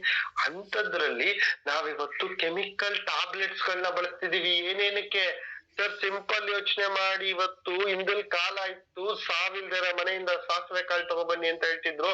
ಇವತ್ತೊಂದು ಸರ್ವೆ ಮಾಡಿಸಿದ್ರೆ ಸಿಗುತ್ತೆ ರಿಪೋರ್ಟ್. ಏನಂತ ಅಂತಂದ್ರೆ, ಇಂಗ್ಲಿಷ್ ಮೆಡಿಸನ್ 1 ವರ್ಷದಿಂದ ಒಂದು ಟ್ಯಾಬ್ಲೆಟ್ ಕೂಡ ತಗೊಳ್ದಿರ ಮನೆಯಿಂದ ಒಬ್ರು ಕರ್ಕೊಂಬನ್ನಿ ಅಂತ ಅಂದ್ಬಿಟ್ಟು. ಯಾಕೆ? ತಲೆನೋವು, ಜ್ವರ, ನೆಗಡಿ, ಮೈಕೈ ನೋವು, ಕೈ ಹಿಡಿತಿದೆ, ಅದು ಇದು ಅಂತ ಅನ್ಬಿಟ್ಟು ಅಂತ ಕೆಮಿಕಲ್ ಮೆಡಿಕೇಶನ್ಸ್ ಗಳಿಗೆ ಕನೆಕ್ಟಿವಿಟಿ ಆಗಿ ಏನಾಯ್ತು? ಆಲ್ರೆಡಿ ನಮ್ಮ ದೇಹ ಕೆಮಿಕಲ್ ಇಂದ ಮುಳುಗೋಗಿದೆ. ಮುಳುಗೋಗಿರೋ ದೇಹಕ್ಕೆ ಮತ್ತೆ ಕೆಮಿಕಲ್ ಫೀಡ್ ಮಾಡಕ್ ಹೋಗ್ತಿದ್ರೆ ಏನಾಗ್ತದೆ? ರಿಯಾಕ್ಷನ್ ಆಗ್ತದೆ. ರಿಯಾಕ್ಷನ್ ಏನಾಗ್ತದೆ ನಮಗ್ ಗೊತ್ತಾಗ್ತಿಲ್ಲ. ನಾವೇನ್ ಅನ್ಕೋತಿದೀವಿ, ಅಷ್ಟ್ ದಿವಸ ಅಲ್ಲ ಟ್ಯಾಬ್ಲೆಟ್. ಸರ್, ಇವತ್ತು ಅದನ್ನ ಹೇಳ್ತಾ ಇರೋದು, ನಮ್ಮ ಆಯಿಲ್ ನಲ್ಲಿ ಕೆಮಿಕಲ್ ಅಪ್ಗ್ರೇಡ್ ಆಗಿದೆ. ನಿಮಗ್ ಗೊತ್ತು, ಮಾರ್ಕೆಟ್ ಅಲ್ಲಿ 4-5 years ಇಂದ ಆಯಿಲ್ ರೇಟ್ ರೈಸ್ ಆಯ್ತು. 200, 230, 250 ವರ್ಗು ಲೀಟರ್ ಆಯಿಲ್ ಹೋಗಿತ್ತು. ಬಟ್ ಸಡನ್ ಆಗಿ ಆಯಿಲ್ ಡಿಮ್ಯಾಂಡ್ ಡೌನ್ ಆದ ತಕ್ಷಣ ಮತ್ತೆ ರೇಟ್ ಆಟೋಮೆಟಿಕ್ ಡೌನ್ ಆಯ್ತು. ಮತ್ತೆ ಆಟೋಮೆಟಿಕ್ ಮಾರ್ಕೆಟ್ ಅಲ್ಲಿ ಎಣ್ಣೆಗಳೆಲ್ಲ ಡೌನ್ ಆಯ್ತು. ಬಟ್ ಆದ್ರೆ ರಾ ಮೆಟೀರಿಯಲ್ಸ್ ಯಾವ್ದು ಡೌನ್ ಆಗಿರ್ಲಿಲ್ಲ. ಆಯಿಲ್ ಮಾತ್ರ ಡೌನ್ ಆಯ್ತು. ಜನಕ್ಕೆ ಅರ್ಥನೇ ಆಗ್ಲಿಲ್ಲ. ಹುಡುಗರು ಕಮ್ಮಿಗ್ ಬಂತು ಎಣ್ಣೆ. ಅಪ್ಗ್ರೇಡೆಡ್ ಆಫ್ ಕೆಮಿಕಲ್ ಅಪ್ಗ್ರೇಡ್ ಮಾಡಿದ್ರು. ಜನಕ್ಕೆ ಗೊತ್ತಾಗಿಲ್ಲ. ಬಳಸಿ, ಸೂಪರ್ ಆಗಿದೆ ಬಳಸಿ, ಚೆನ್ನಾಗಿದೆ ಬಳಸಿ ಅಂತ ಬಳಸೋದಕ್ ಶುರು ಮಾಡಿದ್ರು. ಇದೇನಾಯ್ತು? ನಮ್ಮ ದೇಹದಲ್ಲಿ ಅಲ್ಪ ಸ್ವಲ್ಪ ಸಿಕ್ತಿದ್ದನ್ನು ಕಲಿಯೋದಕ್ ಶುರು ಆಯ್ತು. ಏನ್ ನಾವು, ನನಗೆ ಹೇಳಿದ್ನಲ್ಲ ನಿಮ್ಗೆ, ಲಿವರ್ ಇಂದ ಬ್ಲಡ್ ಇಂದ ನಿಮ್ಮ ಹಾರ್ಟ್ ಸಪ್ಲೈ ಆಗ್ತಾ ಬಂದಿದ್ದು. ಇದು ಯಾವ್ದ್ರ ಮುಖಾಂತರ ಸಪ್ಲೈ ಆಗ್ತದೆ? ನಿಮ್ಮ ಎಂಟೈರ್ ನರ್ವ್ ಸಿಸ್ಟಮ್ ಇಂದ ಸಪ್ಲೈ ಆಗ್ತದೆ. ಇಡೀ ನರ್ವ್ ಸಿಸ್ಟಮ್ ಇಂದ. ಸರ್, ಯೋಚನೆ ಮಾಡಿ, ನಿಮ್ಮ ಮನೆಯಲ್ಲಿ ಕೊಳದಿಂದ, ಒಂದು ಟ್ಯಾಪ್ ಇಂದ ಒಂದು ಪ್ಲೇಸ್ಗೆ ಪೈಪ್ ಹಾಕಿರ್ತೀರ, ಟೆಂಪರರಿ ಪೈಪ್ ಹಾಕಿರ್ತೀರ. ಆ ಪೈಪ್ ನಲ್ಲಿ ತಣ್ಣೀರ್ ಬರೋಬಹುದು. ತುಂಬಾ ಕುದಿಯುವಂತ ನೀರ್ ಬಂದ್ರೆ ಏನಾಗತ್ತೆ? ಇಲ್ಲ, ಆ ಪೈಪ್ ನಲ್ಲಿ ಎಲ್ಲಾದ್ರೂ ಕಟ್ಕೊಂಡಿರುತ್ತೆ, ಕಸ ಕಟ್ಕೊಂಡಿರುತ್ತೆ. ಪೈಪ್ ಅಲ್ಲಿ ನೀರ್ ಬಿಡ್ತೀರಿ, ನೀರ್ ಪಾಸ್ ಆಗೋದಿಲ್ಲ. ಏನಾಗತ್ತೆ? ಇದೇನಾಗ್ತದೆ ಪ್ರೆಸೆಂಟ್ ಅಂತಂದ್ರೆ, ನಿಮ್ಮ ದೇಹದಲ್ಲಿ ಕೆಮಿಕಲ್ ರಿಯಾಕ್ಷನ್ ಕೆಲವೊಂದ್ ಕಡೆ ಏನಾಗ್ತದೆ? ಕೊಲೆಸ್ಟ್ರಾಲ್ ಆಗಿ ಬ್ಲಾಕೇಜ್ ಆಗ್ತದೆ. ಸೆಲ್ಸ್ ಗಳನ್ನೆಲ್ಲ ಸಾಯ್ತಿದೆ. ಕೆಲವೊಂದ್ ಸೆಲ್ಸ್ ಗಳು ಸತ್ತು ನಮ್ಮ ನರ್ವ್ಸ್ ಗಳಲ್ಲಿ ಬ್ಲಾಕೇಜಸ್ ಗಳಾಗ್ತಿದೆ. ಎಲ್ಲಿ ಬೆಂಡ್ ಎಲ್ಲಿರುತ್ತಲ್ಲ, ಪೈಪ್ ಗಳು ಎಲ್ಲಿ ಬೆಂಡ್ ಇರ್ತದೋ, ನಿಮ್ಮ ನರ್ವ್ಸ್ ಎಲ್ಲಿ ಬೆಂಡ್ ಇರುತ್ತೋ ಆ ಜಾಗದಲ್ಲಿ ಸೆಲ್ಸ್ ಎಲ್ಲ ಹೋಗಿ ಸೆಟ್ಲ್ ಆಗ್ತದೆ. ಸತ್ತಿರೋ ಸೆಲ್ಸ್ ಗಳು, ಡೆಡ್ ಸೆಲ್ಸ್ ಗಳು. ಅವಾಗ ಏನಾಗ್ತದೆ? ನಿಮ್ಗೆ ಬ್ಲಾಕೇಜಸ್ ಕ್ರಿಯೇಟ್ ಆಗ್ತದೆ. ಒಂದು. ಎರಡನೇದು ಏನಾಗುತ್ತೆ? ಆ ಕೆಮಿಕಲ್ ರಿಯಾಕ್ಷನ್ ಕೋಲ್ಡ್ ಆಯ್ತು. ಎಕ್ಸಾಂಪಲ್, ನೈಟ್ರೋಜನ್ ಅಂಶ ಜಾಸ್ತಿ ಆಗಿತ್ತು ನಿಮ್ಮ ಆಹಾರದಲ್ಲಿ. ನೈಟ್ರೋಜನ್ ಅಂಶ ಜಾಸ್ತಿ ಆಗಿತ್ತು ಅಂತ ಅಂದಾಗ, ಇವತ್ತು ನಿಮ್ಗೆ ಗೊತ್ತು, ಆಹಾರದಲ್ಲಿ ಜಾಸ್ತಿ ಯೂರಿಯಾ ಬಳಸ್ತಿರ್ತಾರೆ ತುಂಬಾ ಬೆಳೆಗಳಿಗೆಲ್ಲ. ಆ ಯೂರಿಯಾ ಅಂಶ ಇರುವಂತ ಬೆಳೆ ನೀವು ಜಾಸ್ತಿ ತಿಂದಿದ್ದಾಗ ಏನಾಗುತ್ತೆ? ನಿಮ್ಮ ನರ್ವ್ಸ್ ಒಳಗಡೆ ಹೆವಿ ಕೋಲ್ಡ್ ಆಗಿ ಸಿಂಕ್ ಆಗಕ್ ಸ್ಟಾರ್ಟ್ ಆಗುತ್ತೆ. ಎಲ್ಲಾರು ಒಂದ್ ಕಡೆ ಹಿಂಗೆ ಏಟ್ ಬಿದ್ರೆ ಸಾಕು, ಹಿಂಗ್ ಒತ್ಕೊಂಡ್ರೆ ಸಾಕು, ಕಂಪ್ರೆಸ್ ಆಗ್ಬಿಡುತ್ತೆ ನರಗಳು. ಡಾಕ್ಟರ್ ಎಷ್ಟೋ ಸಲ ಹೇಳ್ತಾರೆ, ಕೇಳ್ತೀರ, ನರ ಒತ್ಕೊಂಡ್ಬಿಟ್ಟಿದೆ. ನರ ಒತ್ತಿರೋದ್ರಿಂದ ರಕ್ತ ಚಲನೆ ಸರಿಗಾಗ್ತಿಲ್ಲ, ಅಲ್ಲಿ ರಕ್ತ ಕಟ್ಬಿಟ್ಟಿದೆ ಅಂತ ಹೇಳ್ತಾರೆ. ಇದೇನಾಗ್ತದೆ? ನಿಮ್ಗೆ ಈ ಕೆಮಿಕಲ್ ರಿಯಾಕ್ಷನ್ಗಳು ಕೆಲವೊಂದು ಭಾಗಗಳಲ್ಲಿ ಬ್ಲಾಕ್. ಅವಾಗ ಏನಾಯ್ತು? ನಿಮ್ಮ ನರಗಳು ಸಿಂಕ್ ಆಗಕ್ ಸ್ಟಾರ್ಟ್ ಆಯ್ತು. ನಿಮ್ಮ ನರ ಮುದುರ್ಕೊಳ್ಳೋದಕ್ಕೆ ಸ್ಟಾರ್ಟ್ ಆಯ್ತು. ಸಿಂಕ್ ಆಗಕ್ ಸ್ಟಾರ್ಟ್ ಆದಾಗ ಏನಾಯ್ತು? ಮನುಷ್ಯನ್ಗೆ ಆಯಾಸ ಆಗೋದು, ಸುಸ್ತಾಗೋದು, ಮೆಟ್ಲು ಹತ್ತಕ್ ಆಗ್ತಿಲ್ಲ. ಏನಾದ್ರು ತೂಕ ಇರೋ ಒತ್ತು ಎತ್ತಕ ಇಲ್ಲ. ನಾನು ಒಂದು 6 ತಿಂಗಳಿಂದ ಎಷ್ಟು ಚೆನ್ನಾಗಿ ಎತ್ತಿದ್ದೆ, ಈಗ ಆಗ್ತಾನೆ ಇಲ್ಲ ನನ್ಗೆ. ಎಷ್ಟು ಆಕ್ಟಿವ್ ಇದ್ದೆ ನಾನು. 1 ಕಿಲೋಮೀಟರ್ ನಡ್ಕೊಂಡು ಹೋಗೋದು, ಆರಾಮಾಗಿ ನಡ್ಕೊಂಡು ಹೋಗ್ತಿದ್ದೆ. 200 ಮೀಟರ್ ನಡಿಯಕ್ ಆಗ್ತಿಲ್ಲ, ನನ್ ಕೈ ತುಂಬಾ ಸುಸ್ತಾಗ್ತಿದೆ. ಅದಕ್ಕೆ ಹೇಳ್ತಾರೆ, ಹಾರ್ಟ್ ಅಟ್ಯಾಕ್ ಬರೋದಕ್ಕೆ 3 ತಿಂಗಳು 6 ತಿಂಗಳು ಮುಂಚೆನೆ ಕೆಲವೊಂದು ಸಿಂಪ್ಟಮ್ಸ್ ಗಳನ್ನ ತೋರಿಸ್ತಿರುತ್ತೆ ಅಂತ. ಬಟ್ ನಮ್ ಜನ ಯಾರು ಸಿಂಪ್ಟಮ್ಸ್ ಬಗ್ಗೆ ತಲೆನೇ ಕೆಡ್ಸ್ಕೊಳ್ಳಲ್ಲ. ಯಾಕೆ? ಅಬ್ಸರ್ವ್ ಮಾಡಿದ್ರೆ ನನಗೆ ಯಾಕೆ ಹಿಂಗ್ ಆಗ್ತಿದೆ, ನನ್ಗೆ ಇದಾಗೋದ್ರಿಂದ ಏನೇನ್ ಆಗ್ತಿದೆ, ಏನ್ ಸಮಸ್ಯೆ. ಎಕ್ಸಾಂಪಲ್, ಇದನ್ನ ನಾವ್ ಹೆಣ್ಮಕ್ಳಿಗೆ ತಗೊಳ್ಳೋದಾದ್ರೆ ಕೆಲವೊಂದಷ್ಟು ಈ ತರ ಇರ್ತದೆ. ಯಾವಾಗ?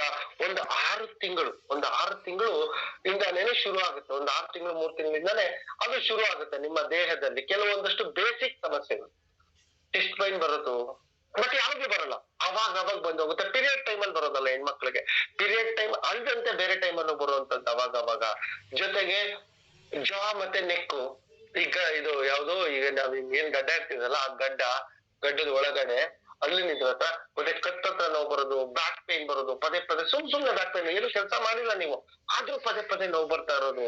ಜೊತೆಗೆ ಏನಾಗುತ್ತೆ, ಹೊಟ್ಟೆ ಕಲ್ಸ್ದಂಗ್ ಆಗೋದು, ವಾಮಿಟಿಂಗ್ ಬರಂಗಾಗೋದು, ಸುಮ್ನೆ ಏನು ತಿಂದಿಲ್ಲ ನೀವು ಬೆಳೆದಿರೋದು ಬಟ್ ಆದ್ರೂ ಬರೋದಾಗೋದು, ಸಡನ್ ಆಗಿ ಸಡನ್ ಆಗಿ ಉಸಿರಾಡಕ್ ಆಗಲ್ಲ, ಉಸಿರು ಹಿಡಿದು ಬಿಡುವಂತದ್ದು. ಏನಕ್ಕಾಯ್ತು ಇದು? ನಾನೇನು ಕೋಲ್ಡ್ ಪದಾರ್ಥ ತಿಂದಿಲ್ವಲ್ಲ, ನಾನು ಯಾವ್ದು ಮಳೆನೂ ನೆಂದಿಲ್ವಲ್ಲ, ಇದಕ್ಕಿದ್ದಂಗೆ ಒಂದೊಂದ್ಸಲಿ ಬೇವ್ರ್ತಾ ಇರ್ತೀರಾ, ಕೂತಿರ್ತೀರಾ, ಇದಕ್ಕಿದ್ದಂಗೆ ಬೇವ್ರ್ತಾ ಇರ್ತೀರಾ, ಸಿಕ್ಕಾಬಟ್ಟೆ ಸ್ವೆಟ್ ಆಗ್ತಾ ಇರ್ತೀರಾ.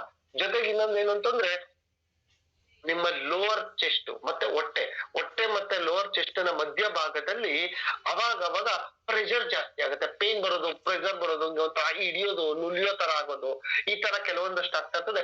ಕೆಲವು ಸಲ ತಲೆ ಸುತ್ತ ಬರ್ತಾ ಇರ್ತದೆ, ಇದಕ್ಕಿದ್ದಂಗೆ ತಲೆ ಸುತ್ತ ಬರುವಂತದ್ದು, ಇಂಡೈಜೆಷನ್, ಜೀರ್ಣಕ್ರಿಯೆ ಸರಿಗ ಇದು ಯಾವಾಗ ಪಾಸ್ಟ್ ಟು 6 months 3 months ಇಲ್ಲಾಂದ್ರೆ ಮ್ಯಾಕ್ಸಿಮಮ್ 1 year. ಈ 1 year ಇಂದಾನೇ ಶುರು ಆಗುತ್ತೆ ನಿಮ್ಮ ದೇಹದಲ್ಲಿ ಕೆಲವೊಂದು ಸಮಸ್ಯೆಗಳು. ಫ್ಯೂಚರ್ ಅಲ್ಲಿ ಹಾರ್ಟ್ ಅಟ್ಯಾಕ್ ಬರುತ್ತೆ ಅಂತ ಅಂದಾಗ ಇದು ಕೆಲವೊಂದಷ್ಟು ಕಾಡೋದಕ್ಕೆ ಶುರು ಆಗುತ್ತೆ. ಅಜೀರ್ಣಕ್ರಿಯೆ ಸರಿಗೆ ಯಾವಾಗ ಅಪರೂಪಕ್ಕಾದ್ರೆ ಅದು ಆಹಾರ ಸರಿ ಇಲ್ಲ ಅಂತ ಅನ್ಕೊಳಲ್ಲ, ಪದೇ ತಿಂಗಳಲ್ಲಿ ಒಂದ್ಸಲಿ, 15 ದಿವಸಕ್ಕೆ ಒಂದ್ಸಲಿ ಈ ತರ ಪದೇ ಇಂಡೈಜೆಷನ್ ಆಗ್ತಿದೆ ಅಂತಂದ್ರೆ ಅಕ್ಸೆಪ್ಟ್ ಮಾಡ್ಕೊಂಡ್ರಿ ದೇಹದಲ್ಲಿ ಏನೋ ಒಂದ್ ಆಗ್ತಿದೆ. ಇದ್ದಕ್ಕಿದ್ದಂಗೆ ತಲೆ ಹಿಡಿಯೋದು ಬಿಡೋದು, ಸಣ್ಣ ತಲೆ ಹಿಡಿಯೋದು, ತಲೆ ಹಿಡಿದ್ರೆ ಬಿಡ್ತಾನೆ ಇಲ್ಲ. ಗ್ಯಾಸ್ಟ್ರಿಕ್ ಏನಿಲ್ಲ, ಕರೆಕ್ಟ್ ಆಗಿ ಊಟ ಮಾಡಿದೀರಾ ಬಟ್ ಆದ್ರೂ ತಲೆ ಹಿಡಿದ್ ಬಿಡುತ್ತೆ, ತಲೆಯಲ್ಲಿ ಚಿಕ್ಕಾಪಟ್ಟೆ ತಲೆ ಭಾರ, ತಲೆ ಮೇಲೆ ಯಾರೋ ಎತ್ತಿ ಏನೋ ಕುಕ್ಕದಂಗ ಆಗ್ತಾ ಇರ್ತದೆ. ಇದೆಲ್ಲ ಏನಾಗತ್ತೆ ಅಂತಂದ್ರೆ ನಿಮ್ಮ ದೇಹದಲ್ಲಿ ರಕ್ತದ ಚಲನೆಯಿಂದ ಬ್ಲಾಕೇಜಸ್ ಆಗಿ ಬ್ಲಡ್ ಕರೆಕ್ಟ್ ಆಗಿ ಸಪ್ಲೈ ಆಗ್ತಿರೋದಿಲ್ಲ. ಬ್ಲಡ್ ಯಾವಾಗ ಪರ್ಫೆಕ್ಷನ್ ಆಗಿ ಸಪ್ಲೈ ಆಗೋದಿಲ್ವೋ ದೇಹದಲ್ಲಿ ಇದೆಲ್ಲ ಕಾಡೋದಕ್ಕೆ ಶುರು ಆಗುತ್ತೆ. ನಿಮ್ಮ ದೇಹದ ಪ್ರತಿ ಅಂಗಾಂಗಗಳಿಗೂ ಸರಿಯಾಗಿ ಬ್ಲಡ್ ಸಪ್ಲೈ ಆಗ್ತಿಲ್ಲ, ಬ್ಲಡ್ ಅಲ್ಲಿ ಎಲ್ಲಾದ್ರೂ ಬ್ಲಾಕೇಜಸ್ ಆಗ್ತಿದೆ, ನರ್ವ್ಸ್ ಅಲ್ಲಿ ಯಾವ್ದೋ ಒಂದು ಸಮಸ್ಯೆ ಕಾಡ್ತಿದೆ ಅಂತ ಅಂದಾಗ ಇದೆಲ್ಲ ಕಾಡುತ್ತೆ. ಯಾಕೆ? ನಿಮ್ಮ ಹಾರ್ಟ್ ಪ್ರೆಷರ್ ಆಗಿ ಬ್ಲಡ್ ನ ಮೂವ್ ಮಾಡ್ತಾ ಇರ್ತದೆ ಬಟ್ ಆದ್ರೆ ಆ ಬ್ಲಡ್ ಸರ್ಕ್ಯುಲೇಟ್ ಆಗ್ತಾ ಇರೋದಿಲ್ಲ, ನರ್ವ್ಸ್ ಅಲ್ಲಿ ಎಲ್ಲೋ ಒಂದ್ ಕಡೆ ಬ್ಲಾಕ್ ಆಗ್ತಾ ಇರ್ತದೆ. ಇದು ಹೆಣ್ಣು ಮಕ್ಕಳಿಗೆ. ಇನ್ನು ನಾರ್ಮಲ್ ಆಗಿ ಗಂಡು ಮಕ್ಳಿಗೆ ನೋಡೋದಾದ್ರೆ, ಗಂಡು ಮಕ್ಳಿಗೆ ಏನಾಗುತ್ತೆ ಸರ್ ಹೆಣ್ಣು ಮಕ್ಳಿಗೆ ನೋಡಿದಷ್ಟು ಸಿಂಪ್ಟಮ್ಸ್ ತೋರ್ಸೋದಿಲ್ಲ. ಯಾಕೆ? ಹೆಣ್ಮಕ್ಳದು ಹಾರ್ಮೋನಲ್ ಕಂಟೆಂಟ್ಸ್ ಇರ್ತದೆ ಜಾಸ್ತಿ, ವರ್ಕಿಂಗು, ಅವ್ರದ್ದು ನರ್ವ್ಸ್ ಕಮ್ಮಿ ಇರುತ್ತೆ, ಅದಕ್ಕೇನಾಗುತ್ತೆ ಬೇರೆ ರೀತಿ ಸಿಂಪ್ಟಮ್ಸ್ ಗಳು ತೋರಿಸ್ತಿರುತ್ತೆ. ಬಟ್ ಆದ್ರೆ ಗಂಡು ಮಕ್ಕಳಿಗೆ ಜಾಸ್ತಿ ಸಿಂಪ್ಟಮ್ಸ್ ಇಲ್ಲ, ಸಿಂಪಲ್ ಸಿಂಪ್ಟಮ್ಸ್. ಅದಕ್ಕೇನೆ ಗಂಡು ಮಕ್ಕಳು ಜಾಸ್ತಿ ಯಾಕೆ ಸಾಯ್ತಿದ್ದಾರೆ ಹಾರ್ಟ್ ಅಟ್ಯಾಕ್ ಆಗಿ ಅಂತಂದ್ರೆ ಇಲ್ಲಿ ತಿಳ್ಕೊಳ್ಳಿ, ಅವ್ರ ಸಿಂಪ್ಟಮ್ಸ್ ತುಂಬಾ ಕಮ್ಮಿ. ಸ್ಕ್ರೀಸಿಂಗ್ ಚೆಸ್ಟ್, ಒಂಥರ ಉರಿ, ಎದೆ ಭಾಗ ಹಿಡ್ಕೊಂಡಂಗ್ ಆಗ್ತಾ ಇರ್ತದೆ, ಅವಾಗವಾಗ ಪ್ರೆಷರ್ ಇರ್ತದೆ, ಸಿಕ್ಕಾಬಟ್ಟೆ ನೋವು, ಯಾರು ಹಿಡ್ಕೊಂಡು ಪ್ರೆಸ್ ಮಾಡ್ದಂಗೆ, ಯಾರು ಹಿಡ್ಕೊಂಡು ಗಿಂಡ್ದಂಗೆ ಒಳಗಡೆಯಿಂದ ಅಷ್ಟು ಪ್ರೆಷರ್ ಆಗ್ತಾ ಇರ್ತದೆ. ಒಂಥರ ಅದು ಹೇಳ್ಕೊಳಕ್ ಫೀಲ್ಡ್ ಆ ರೀತಿ ಪೇನ್ ಆಗ್ತಾ ಇರ್ತದೆ. ಅದು ಬಿಟ್ರೆ ಏನು, ಸೇಮ್ ಬ್ಯಾಕ್ ಪೇನು, ಕತ್ತು ಮತ್ತೆ ಈ ದವಡೆ ಪೇನ್ ಬರೋದು ಪದೇ ಜೊತೆಗೆ ಸೇಮ್ ವಾಮಿಟಿಂಗು ಮತ್ತೆ ನಾಸಿಯಾ, ಏನೋ ನೋಡಿದ ತಕ್ಷಣ ಊಟ ಮಾಡಕ್ ಆಗೋದಿಲ್ಲ, ಒಂಥರ ಹೊಟ್ಟೆ ಕಲ್ಸ್ದಂಗ ಆಗೋದು, ಈ ತರ ಎಲ್ಲ ಆಗ್ತಾ ಇರ್ತದೆ. ಜೊತೆಗೆ ಉಸಿರಾಟದ ಸಮಸ್ಯೆ, ಸಡನ್ ಆಗಿ ಉಸಿರಾಡಕ್ ಆಗಲ್ಲ, ಉಸಿರು ಹಿಡಿದು ಆಮೇಲೆ ತಿರ್ಗಾ ನಾರ್ಮಲ್ ಆಗ್ತೀರಾ, ಈ ತರ. ಜೊತೆಗೆ ಬೆವ್ರು ಅಂತ ಬರೀ ಇಷ್ಟೇ. ಹೆಣ್ಮಕ್ಳಿಗಾದ್ರೆ ತುಂಬಾ ಸಿಂಪ್ಟಮ್ಸ್ ಬರುತ್ತೆ, ಹೆಣ್ಮಕ್ಳು ಹೋಗಿ ತೋರ್ಸ್ಕೊಂಡ್ಬಿಡ್ತಾರೆ ಬೇಗ, ನನ್ಗೆ ಯಾಕೋ ಈ ತರ ಆಗ್ತಿದ್ಯಮ್ಮ, ಏನೋ ಸಮಸ್ಯೆ ಗೊತ್ತ. ಬಟ್ ಗಂಡ್ ಮಕ್ಳು ಇರ್ತಾರೆ, ಇವೆಲ್ಲ ಕ್ಯಾಶುವಲ್. ರೀಸನ್ ಏನು? ಅಲ್ಲೆಲ್ಲ ಹೋಗಿದ್ನಲ್ಲ ವರ್ಕ್ಗೆ, ತುಂಬಾ ಬ್ಯುಸಿ ಆಗಿದ್ದಲ್ಲ ಅದಕ್ಕೆ ಹಂಗಾಯ್ತು. ಸರ್ ನೀವ್ ಯೋಚನೆ ಮಾಡಿ, ಅರ್ಥ ಮಾಡ್ಕೊಳ್ಳಿ. ಯಾಕೆ ಅಂತಂದ್ರೆ ಗಂಡು ಮಕ್ಕಳ ಇಡೀ ದೇಹ ನಿಂತಿರೋದು ಅವರ ನರ್ವಸ್ ಸಿಸ್ಟಮ್ ಮೇಲೆ, ಹೆಣ್ಣು ಮಕ್ಕಳ ದೇಹ ಪೂರ್ತಿ ನಿಂತಿರೋದು ಅವರ ಹಾರ್ಮೋನ್ಸ್ ಮೇಲೆ. Nerves come second for women. ಹೆಣ್ಣು ಮಕ್ಕಳಿಗೆ ಎರಡನೇದು ಬರೋದು ನರಗಳು, ಮೊದಲನೇದು ಬರೋದು ಹಾರ್ಮೋನ್ಸ್. ಬಟ್ ಗಂಡು ಮಕ್ಕಳಿಗೆ ಮೊದಲನೇದು ಬರೋದೇ ನರ್ವ್ ಸಿಸ್ಟಮ್. ಅದರಿಂದ ಏನಾಗುತ್ತೆ, ಈ ಇಂಡೈಜೆಷನ್ ಇವೆಲ್ಲ ಗಂಡು ಮಕ್ಕಳಿಗೆ ಬರೋದೇ ಇಲ್ಲ. ಯಾಕೆ? ನರ್ವ್ ಸಿಸ್ಟಮ್ ಮೇಲೆ ಬೇಸಿಕ್ ವರ್ಕ್ ಮಾಡ್ತಾ ಇರ್ತದಲ್ಲ, ಅವ್ರಿಗೆ ಹಾರ್ಮೋನ್ಸ್ ಮೇಲೆ ವರ್ಕ್ ಮಾಡ್ತಾ ಇರ್ತದೆ. ನರ್ವ್ ಸಿಸ್ಟಮ್ ಏನೇ ಆದ್ರೂನು ಹಾರ್ಮೋನ್ಸ್ ಅಲ್ಲಿ ವ್ಯತ್ಯಾಸ ಕೊಟ್ಟು ಬೇರೆ ಸಮಸ್ಯೆಗಳು ತೋರಿಸ್ತಾ ಇರ್ತದೆ. ಅವ್ರಿಗೆ ಬೇಗ ಅರ್ಥ ಆಗುತ್ತೆ, ಯಾಕೆ ಹಾರ್ಮೋನ್ಸ್ ಗಳು ಕೆಲವೊಂದಷ್ಟು ತಡೀತಾ ಇರ್ತವೆ ಹೆಣ್ಮಕ್ಳಿಗೆ ಬರೋ ಸಮಸ್ಯೆ. ಅದಕ್ಕೆ ಅವ್ರಿಗೆ ಅದು ತಡೆದಾಗ ಕೆಲವೊಂದು ಸಮಸ್ಯೆಗಳು ಉದ್ಭವ ಆಗ್ತವೆ, ಹೆಣ್ಮಕ್ಳಿಗೆ ಜಾಸ್ತಿ ಸಮಸ್ಯೆಗಳು ತೋರಿಸ್ತದೆ. ಬಟ್ ಅದೇ ಗಂಡು ಮಕ್ಳಿಗೆ ಏನಾಗ್ತದೆ, ವರ್ಕ್ ಮಾಡ್ತಾ ಇರೋದೇ ಮೇನ್ ನರ್ವ್ಸ್ ಇಡೀ ಬಾಡಿಗೆ, ಅದಕ್ಕೆ ಅವ್ರು ತೋರಿಸ್ತಾ ಇರೋ ಸಿಂಪ್ಟಮ್ಸ್ ಕೆಲವು ಕಮ್ಮಿ. ಅದಕ್ಕೆ ಏನಾಗುತ್ತೆ ಗೊತ್ತೇ ಆಗ್ತಿಲ್ಲ. ಕೇಳ್ಬೋದು, ಎಷ್ಟೋ ಜನ ಟಿವಿನಲ್ಲಿ ತೋರಿಸ್ತಿದ್ರು, ಏನೇನೋ ಊಹೆಗಳು ಮಾಡ್ತಿದ್ರು, ಏನೇನೋ ಹುಟ್ಟಿಸ್ತಿದ್ರು. ಸರ್ ಮುಂಚೆ ಹಾರ್ಟ್ ಅಟ್ಯಾಕ್ ಅಂತಂದ್ರೆ, ಹಾರ್ಟ್ ಅಟ್ಯಾಕ್ ಬಂದ್ರೆ 5 ನಿಮಿಷ 10 ನಿಮಿಷ ಒದ್ದಾಡ್ತಿದ್ರು ಸರ್ ಎದೆ ಹಿಡ್ಕೊಂಡು. ಇವತ್ ಯಾಕೆ ಸರ್ ಕೂತಿದ್ದಂಗೆ ಬಿದೋಗ್ಬಿಡ್ತಾರೆ ಸರ್, ಕೂತಿದ್ದವ್ರು ಸಡನ್ ಆಗಿ ಬಿದೋಗ್ತಾರೆ ಸರ್, ಅವ್ರಿಗೇನು ಬರ್ತಾನೆ ಇಲ್ವಾ ಸರ್? ಇಲ್ಲ, ಬರ್ತಿದೆ. ಹೆಂಗೆ? ಈ ಸಿಂಪ್ಟಮ್ಸ್ ಗಳೆಲ್ಲ ತೋರ್ಸಿರುತ್ತೆ. 3 ತಿಂಗಳು 6 ತಿಂಗಳಿಂದ ಕೆಲವೊಂದಷ್ಟು ಈ ಸಿಂಪ್ಟಮ್ಸ್ ಗಳೆಲ್ಲ ಬಂದು ಯಾಕೆ ಕೆಮಿಕಲ್ ರಿಯಾಕ್ಷನ್ಸ್ ಗಳು ಬಾಡಿನಲ್ಲಿ ಆಗ್ತಾ ಇರೋದ್ರಿಂದ ಬೇಕಾಗಿರೋ ಪೌಷ್ಟಿಕಾಂಶಗಳು ಸಿಗದಿರೋದ್ರಿಂದ ರಿಯಾಕ್ಷನ್ ಗಳು ಆಗ್ತಾ ಹೋಗಿರ್ತದೆ. ಅವಾಗ ಏನಾಗುತ್ತೆ ಜನಕ್ಕೆ ಗೊತ್ತಾಗ್ತಿಲ್ಲ. ಒಂದು ಸಲ ಬ್ಲಾಕ್ ಆದ ತಕ್ಷಣನೇ, ಒಂದು ಸಲ ಸಡನ್ ಬ್ಲಾಕ್ ಆದ ತಕ್ಷಣನೇ ಹಾರ್ಟ್ ಸೈಲೆಂಟ್ ಆಗ್ಬಿಡುತ್ತೆ. ಹಾರ್ಟ್ ಸೈಲೆಂಟ್ ಆಯ್ತಾ, ಲಂಗ್ಸ್ ಇಮಿಡಿಯೇಟ್ ಸ್ಟಾಪ್ ಆಗುತ್ತೆ. ಲಂಗ್ಸ್ ಮತ್ತೆ ಹಾರ್ಟ್ ಎರಡು ಸ್ಟಾಪ್ ಆಯ್ತಾ, ನೀವೇನು ಇಲ್ಲ, ಆ ಫ್ರಾಕ್ಷನ್ ಆಫ್ ಎ ಸೆಕೆಂಡ್ ಅಲ್ಲಿ ಹಾಗೆ ಕೆಳಗೆ ಬಿದ್ದೋಗ್ತೀರ. ಹಾಗೆ ಕೆಳಗೆ ಬಿದ್ದೋಗ್ತೀರಾ. ಬಿದ್ದ ತಕ್ಷಣನೇ ಆ ಮನುಷ್ಯನ ಜೀವನ ಆಯಸ್ಸು ಎರಡು ಮುಗೀತು ಅಂತ. ಸರ್ ಇದೆಲ್ಲದಕ್ಕೂ ಪ್ರಿಕಾಷನ್ ಏನು? ಇದೆಲ್ಲದಕ್ಕೂ ಪ್ರಿಕಾಷನ್ ಏನು? ಇದನ್ನ ಹೆಂಗೆ ನಾವು ಸರಿ ಮಾಡೋಕ್ಕಾಗೋದು? ಸರ್ ನೀವ್ ಹೇಳೋ ತರ ನೀವ್ ಹೇಳ್ಬೋದು. ಏನಂತ ಸರ್ ನೀವ್ ಹೇಳೋ ತರ ಒಪ್ಕೊಳ್ಳೋಣ. ಏನಂತ? ಎಣ್ಣೆ ಕೆಮಿಕಲ್ ಇದೆ, ಕೆಮಿಕಲ್ ಬೇಸ್ ಮಿಕ್ಸ್ ಬರ್ತದೆ, ನಾವು ತಿನ್ನೋ ಆಹಾರ ಕೆಮಿಕಲ್ ಇದೆ, ನೀರು ಕೆಮಿಕಲ್ ಇದೆ, ಗಾಳಿನಲ್ಲಿ ಕೆಮಿಕಲ್ ಇದೆ, ಎಲ್ಲಾ ಕೆಮಿಕಲ್ ಜೊತೆಗೆ ಹೇಳಿದ್ರಿ. ಸರ್ ಹುಷಾರಿಲ್ಲ ಅಂತ ಅಂದ್ರೆ ಮಾತ್ರೆನೂ ತಗೊಂಬೇಡ ಅಂತ ಅಂದ್ರೆ ಹೆಂಗೆ ಸರ್? ಜ್ವರ ಬಂದಿದೆ ಟ್ಯಾಬ್ಲೆಟ್ ತಗೊಂತೀವಿ, ನೆಗಡಿ ಆಗಿದೆ ಟ್ಯಾಬ್ಲೆಟ್ ತಗೋತಿದೀವಿ, ಕಾಫ್ ಬಂದಿದೆ ಕಾಫ್ ಸಿರಪ್ ತಗೊಂತಿದೀವಿ, ಅಸಿಡಿಟಿ ಬಂದಿದೆ ಅಸಿಡಿಟಿ ಸಿರಪ್ ತಗೊಂತಿದೀವಿ, ಮಾತ್ರೆ ತಗೋತೀವಿ, ಪೇನ್ ಬಂದಾಗ ಪೇನ್ ಕಿಲ್ಲರ್ ತಗೊಂತಿದೀವಿ. ಸರ್ ಯೋಚನೆ ಮಾಡಿ, ಕೆಮಿಕಲ್ ಮೊದ್ಲು ಕಮ್ಮಿ ಇತ್ತು, ಮೆಡಿಕೇಶನ್ ಸ್ವಲ್ಪ ಬಿದ್ರು ತಡ್ಕಂತಿತ್ತು. ಇವತ್ತು ನಾವು ಬಳಸ್ತಿರೋ ಕೆಮಿಕಲ್ಸೇ ತುಂಬಾ ಆಗೋಗಿದೆ ಬಾಡಿನಲ್ಲಿ. ಎಂಟೈರ್ ಬಾಡಿ ಡ್ರೈನೆಸ್ ಅಲ್ಲಿ ನಿಂತಿದೆ. ಮಾಯಿಶ್ಚರೈಸಿಂಗ್ ಇಲ್ಲ ಬಾಡಿ ಒಳಗಡೆ, ಡ್ರೈನೆಸ್ ಜಾಸ್ತಿ ಆಗ್ತದೆ. ತೇವಾಂಶ ಉಳಿತಾ ಇಲ್ಲ ದೇಹದ ಒಳಗಡೆ, ತೇವಾಂಶ ಉಳಿತಾ ಇಲ್ಲ. ಅದಕ್ಕೇನಾಗ್ತದೆ, ನಾವ್ ಯಾವಾಗ ಇಂಗ್ಲಿಷ್ ಮೆಡಿಸಿನ್ಸ್ ತಗೊಳಕ್ ಶುರು ಮಾಡ್ತೀವೋ ಒಂದೊಂದಕ್ಕೂ ಆ ಸಮಸ್ಯೆ ಹೆಂಗ್ ಉದ್ಭವ ಆಗ್ತದೆ ಅಂತಂದ್ರೆ ಎಂಟೈರ್ ನರ್ವ್ ಸಿಸ್ಟಮ್ ಮೇಲೆ ಎಫೆಕ್ಟ್ ಆಗ್ತದೆ. ನರ್ವ್ ಸಿಸ್ಟಮ್ ಮೇಲೆ ಎಫೆಕ್ಟ್ ಆಯ್ತು ಅಂದ್ರೆ ನಮ್ಮ ಬ್ಲಡ್ ಸಿಸ್ಟಮ್ ಹಾಳಾಗ್ತದೆ. ನಮ್ಮ ಬ್ಲಡ್ ಹಾಳಾಯ್ತು ಅಂತಂದ್ರೆ ನಮ್ಮ ಲಿವರ್ ಮೇಲೆ ಎಫೆಕ್ಟ್ ಆಗಿದೆ, ನರ್ವ್ ಸಿಸ್ಟಮ್ ಮೇಲೆ ಎಫೆಕ್ಟ್ ಆಗಿದೆ, ಬ್ಲಡ್ ಹಾಳಾಗಿದೆ. ಲಾಸ್ಟ್ ಬರೋದೇ ಅದು ಸೀದಾ ನಮ್ಮ ಹಾರ್ಟ್ ಮತ್ತೆ ಲಂಗ್ಸ್ ಮೇಲೆ. ಅದರಿಂದ ಏನಾಗ್ತದೆ, ಇವತ್ತು ಹಾರ್ಟ್ ಅಟ್ಯಾಕ್ ಆಗಿ ಸಾಯ್ತಾ ಇರೋರು ಹಿಂಗೆ ಕೂತಿರ್ತಾರೆ, ಹಿಂಗೆ ಕ್ಯಾಶುಯಲ್ ಆಗಿ ಬಿದ್ದೋಗಿರ್ತಾರೆ. ಯಾಕಾಗ್ತದೆ ಇದು? ಜನಕ್ಕೆ ಕನ್ಫ್ಯೂಷನ್. ಯಾಕಾಗ್ತದೆ ಗೊತ್ತಿಲ್ಲ ಸರ್. ಮಾಂಸಾಹಾರಿ ಪದಾರ್ಥಗಳು ತಿಂತಿದೀವಿ ಆಗ್ತಿದೆ ಅಂತಾರೆ ಕೆಲವರು. ನಮ್ಮ ಟೆಕ್ನಾಲಜಿ ಲೈಫ್ ಸ್ಟೈಲ್ ಎಲ್ಲ ಚೇಂಜ್ ಆಗಿದೆ ಸರ್. ಇವತ್ತು ಲೈಫ್ ಸ್ಟೈಲ್ ನ ಚೇಂಜ್ ಮಾಡ್ಬೇಕು, ಜನಗಳಿಗೆ ಅರ್ಥ ಮಾಡಿಸ್ಬೇಕು. What you mean by lifestyle, what you mean by it ಗೊತ್ತಿಲ್ಲ ನಂಗೂನು. ಲೈಫ್ ಸ್ಟೈಲ್ ಅಂತಂದ್ರೆ ಏನಂತ ಹೇಳ್ತಿದ್ದಾರೆ ಅಂತ ಸರ್, ನಮ್ಮ ದೇಹಕ್ಕೆ ಬೇಕಾಗಿರೋ ಪೌಷ್ಟಿಕಾಂಶ ಇವತ್ತು ನಿಜ ಹೇಳ್ಬೇಕಂತಂದ್ರೆ ಇಂಡಿಯಾದಲ್ಲೇ ಒಂದು ದೊಡ್ಡ ರೆವಲ್ಯೂಷನ್ ಮಾಡೋಕ್ ನಿಂತಿರುವಂತ ಒಬ್ಬ ಏಕೈಕ ಇಂಡಸ್ಟ್ರಿನ ಮಾಡ್ಕೊಂಡು ವರ್ಕ್ ಮಾಡ್ತಾ ಇರುವಂತ ಕಂಪನಿ ಅಂತ ಹೇಳ್ಬೋದು. ಯಾಕೆ ಅಂತಂದ್ರೆ ಅವತ್ತು ದೇಶಕ್ಕೆ ಸಮಸ್ಯೆ ಅಂತ ಬಂದಾಗ, ಕರೋನಾ ಅಂತ ಬಂದಾಗ್ಲೂ ನಾನಿದ್ದೀನಿ, ನಾವ್ ಏನ್ ಬೇಕಾದ್ರೂ ಸಪೋರ್ಟ್ ಮಾಡ್ತೀವಿ ಅಂತ ನಿಂತಂತ ಏಕೈಕ ಕಂಪನಿ ಅದೇ ನಮ್ಮ ನೆಟ್ಸರ್ಫ್ ಮತ್ತೆ ಮೈಲಾಬ್ ಸೇರಿ ನಿಂತು ಹೋರಾಟ ಮಾಡಿ ಅವತ್ತು ಜನಗಳಿಗೆ ಒಳ್ಳೇದ್ ಮಾಡ್ತು, ಕಿಟ್ನ ಕೊಡ್ತು, ಸ್ವಾಪ್ ಕಿಟ್ನ ಕೊಡ್ತು, ಟೆಸ್ಟಿಂಗ್ ಕಿಟ್ ತುಂಬಾ ಕೊಟ್ರು, ಸಪೋರ್ಟಿವ್ ಮಾಡಿ ಜನಗಳನ್ನ ಉಳಿಸಿದ್ರು. ಬಟ್ ಇವತ್ತು ನೀವು ನಂಬ್ತಿರೋ ಬಿಡ್ತಿರೋ ಗೊತ್ತಿಲ್ಲ, ಕಂಪನಿ ಒಂದೊಂದು ಪದಾರ್ಥಗಳನ್ನು ತಯಾರು ಮಾಡಿ ಕೊಟ್ಟಿದ್ದೆ. ಯಾವ ರೀತಿ ತಯಾರು ಮಾಡಿಕೊಟ್ಟಿದೆ, ಏನ್ ಕೊಟ್ಟಿದೆ ಅಂತಂದ್ರೆ ನಾನ್ ನಿಮಗ್ ತೋರಿಸ್ತೀನಿ ನೋಡಿ, ತಿಳ್ಕೊಳ್ಳಿ ಒಂದಷ್ಟನ್ನ. ಯಾಕೆಂತಂದ್ರೆ ಜೀವನ ತುಂಬಾ ಇಂಪಾರ್ಟೆಂಟ್. ಮತ್ತೆ ಹುಡ್ತಿರೋ ಇಲ್ವೋ ನನಗೂ ಗೊತ್ತಿಲ್ಲ, ನಾನು ಹುಡ್ತೀನೋ ಇಲ್ವೋ ಅಂತ. ಬಟ್ ನೀವ್ ಹುಡ್ತಿರೋ ಇಲ್ವೋ ನಿಮ್ಗೂ ಗೊತ್ತಿಲ್ಲ. ಆದ್ರೆ ಒಂದು ಮಾತು ಹೇಳ್ತೀನಿ, ಇವತ್ತು ನ್ಯಾಚುರೋಮೋರ್ ನ್ಯೂಟ್ರಿ ಲಿವರ್ ಅಂತ ಒಂದು ಕಂಪ್ನಿ ಪ್ರಾಡಕ್ಟ್ ನ ಬಿಟ್ಟಿದೆ. ಆ ಪ್ರಾಡಕ್ಟ್ ಏನ್ ಕೆಲಸ ಮಾಡುತ್ತೆ ಸರ್? ಜನ ಅನ್ಬೋದು, ಸರ್ ನ್ಯೂಟ್ರಿ ಲಿವರ್ ಅಂತ ಕೊಟ್ಟಿದ್ರೆ ಏನ್ ಮಾಡುತ್ತೆ ಸರ್ ಅದು? ಸರ್ ಅದರ ಮೂಲತಃ ಕೆಲಸ ಏನು ಅಂತಂದ್ರೆ, ನಿಮ್ಮ ಲಿವರ್ಗೆ ಏನೆಲ್ಲ ಬಂದು ವೇಸ್ಟ್, ನಿಮ್ಮ ಲಿವರ್ಗೆ ಏನೆಲ್ಲ ಬಂದು ವೇಸ್ಟ್ ಗಳು ಬಂದು ಸೇರ್ತಾ ಇರ್ತದೋ, ಬೇಡದೇ ಇರೋ ಕೆಮಿಕಲ್ ಅಂಶಗಳಿಂದ ಬಂದು ಸೇರ್ತಾ ಇರ್ತದೋ, ನೀರು, ಗಾಳಿ, ನೀವು ತಿನ್ನೋ ಆಹಾರಗಳು, ಜೊತೆಗೆ ನೀವು ಬಳಸ್ತಾ ಇರುವಂತ ಎಣ್ಣೆಯ ಪದಾರ್ಥಗಳು, ಜೊತೆಗೆ ನೀವು ಬಳಸಿರುವಂತ ಕೆಮಿಕಲ್ ಮೆಡಿಕೇಶನ್ಸ್ ಗಳು, ಇದೆಲ್ಲದರಿಂದ ಲಿವರ್ಗೆ ಏನ್ ಎಫೆಕ್ಟ್ ಆಗಿರುತ್ತೋ ಅದನ್ನ ಪರಿಪೂರ್ಣವಾಗಿ ಒಂದೇ ಸಲ ಮಾಡಲ್ಲ ಸರ್. ಅದು ಒಂದೊಂದೇ ಸ್ಟೆಪ್ ಅಲ್ಲಿ ಕ್ಲೀನ್ ಮಾಡುತ್ತೆ. ಯಾಕೆ ಸರ್ ಒಂದೊಂದೇ ಸ್ಟೆಪ್ ಅಲ್ಲಿ ಮಾಡುತ್ತೆ? ಯಾಕೆ ಒಂದೇ ಸಲ ಕ್ಲೀನ್ ಮಾಡಲ್ಲ ಸರ್? ಹೊರಗಡೆ ಮೆಡಿಸಿನ್ ತಗೊಂತೀವಿ ನಾವು, 1 ದಿವಸ 2 ದಿವಸ ತಗೊಂಡಿದ್ಕೆ ಸರಿ ಹೋಗ್ಬಿಡ್ತೀವಲ್ಲ ಸರ್? ಅದು ಮೆಡಿಸನ್, ಇದು ಆಹಾರ. ಯಾಕೆ ನಮ್ಮ ದೇಹ ಹೊಂದ್ಕೊಂಡಿರೋದು ನಾವು ಬಳಸ್ತಾ ಇರೋ ಆಹಾರಕ್ಕೂ ಹೊರತು ಮೆಡಿಕೇಶನ್ಸ್ ಅಲ್ಲ. ನಾವಿಲ್ಲಿ ಕೊಡ್ತಾ ಇರೋದು ಕೂಡ ಆಹಾರ ನಮ್ಮ ಕಾಡಿನ ಮಧ್ಯದಲ್ಲಿ ಬೆಳೆದಿರುವಂತ ತುಂಬಾ ನ್ಯಾಚುರಲ್, ಯಾವುದೇ ರೀತಿ ಕೆಮಿಕಲ್ ಇಲ್ಲದೆ ಇರುವಂತ purely natural based, plant based ವಸ್ತುಗಳಿಂದ ತಯಾರಿಸಲ್ಪಟ್ಟಂತ ಪ್ಯೂರ್ಲಿ ನ್ಯಾಚುರಲ್, ಯಾವುದೇ ರೀತಿ ಕೆಮಿಕಲ್ ಇಲ್ಲ, ವಿಷಕಾರಿ ಅಂಶಗಳಿಲ್ಲ, ಯಾವುದೇ ರೀತಿ ಕೆಮಿಕಲ್ ವಸ್ತುಗಳನ್ನ ಆಡ್ ಮಾಡಿಲ್ಲ.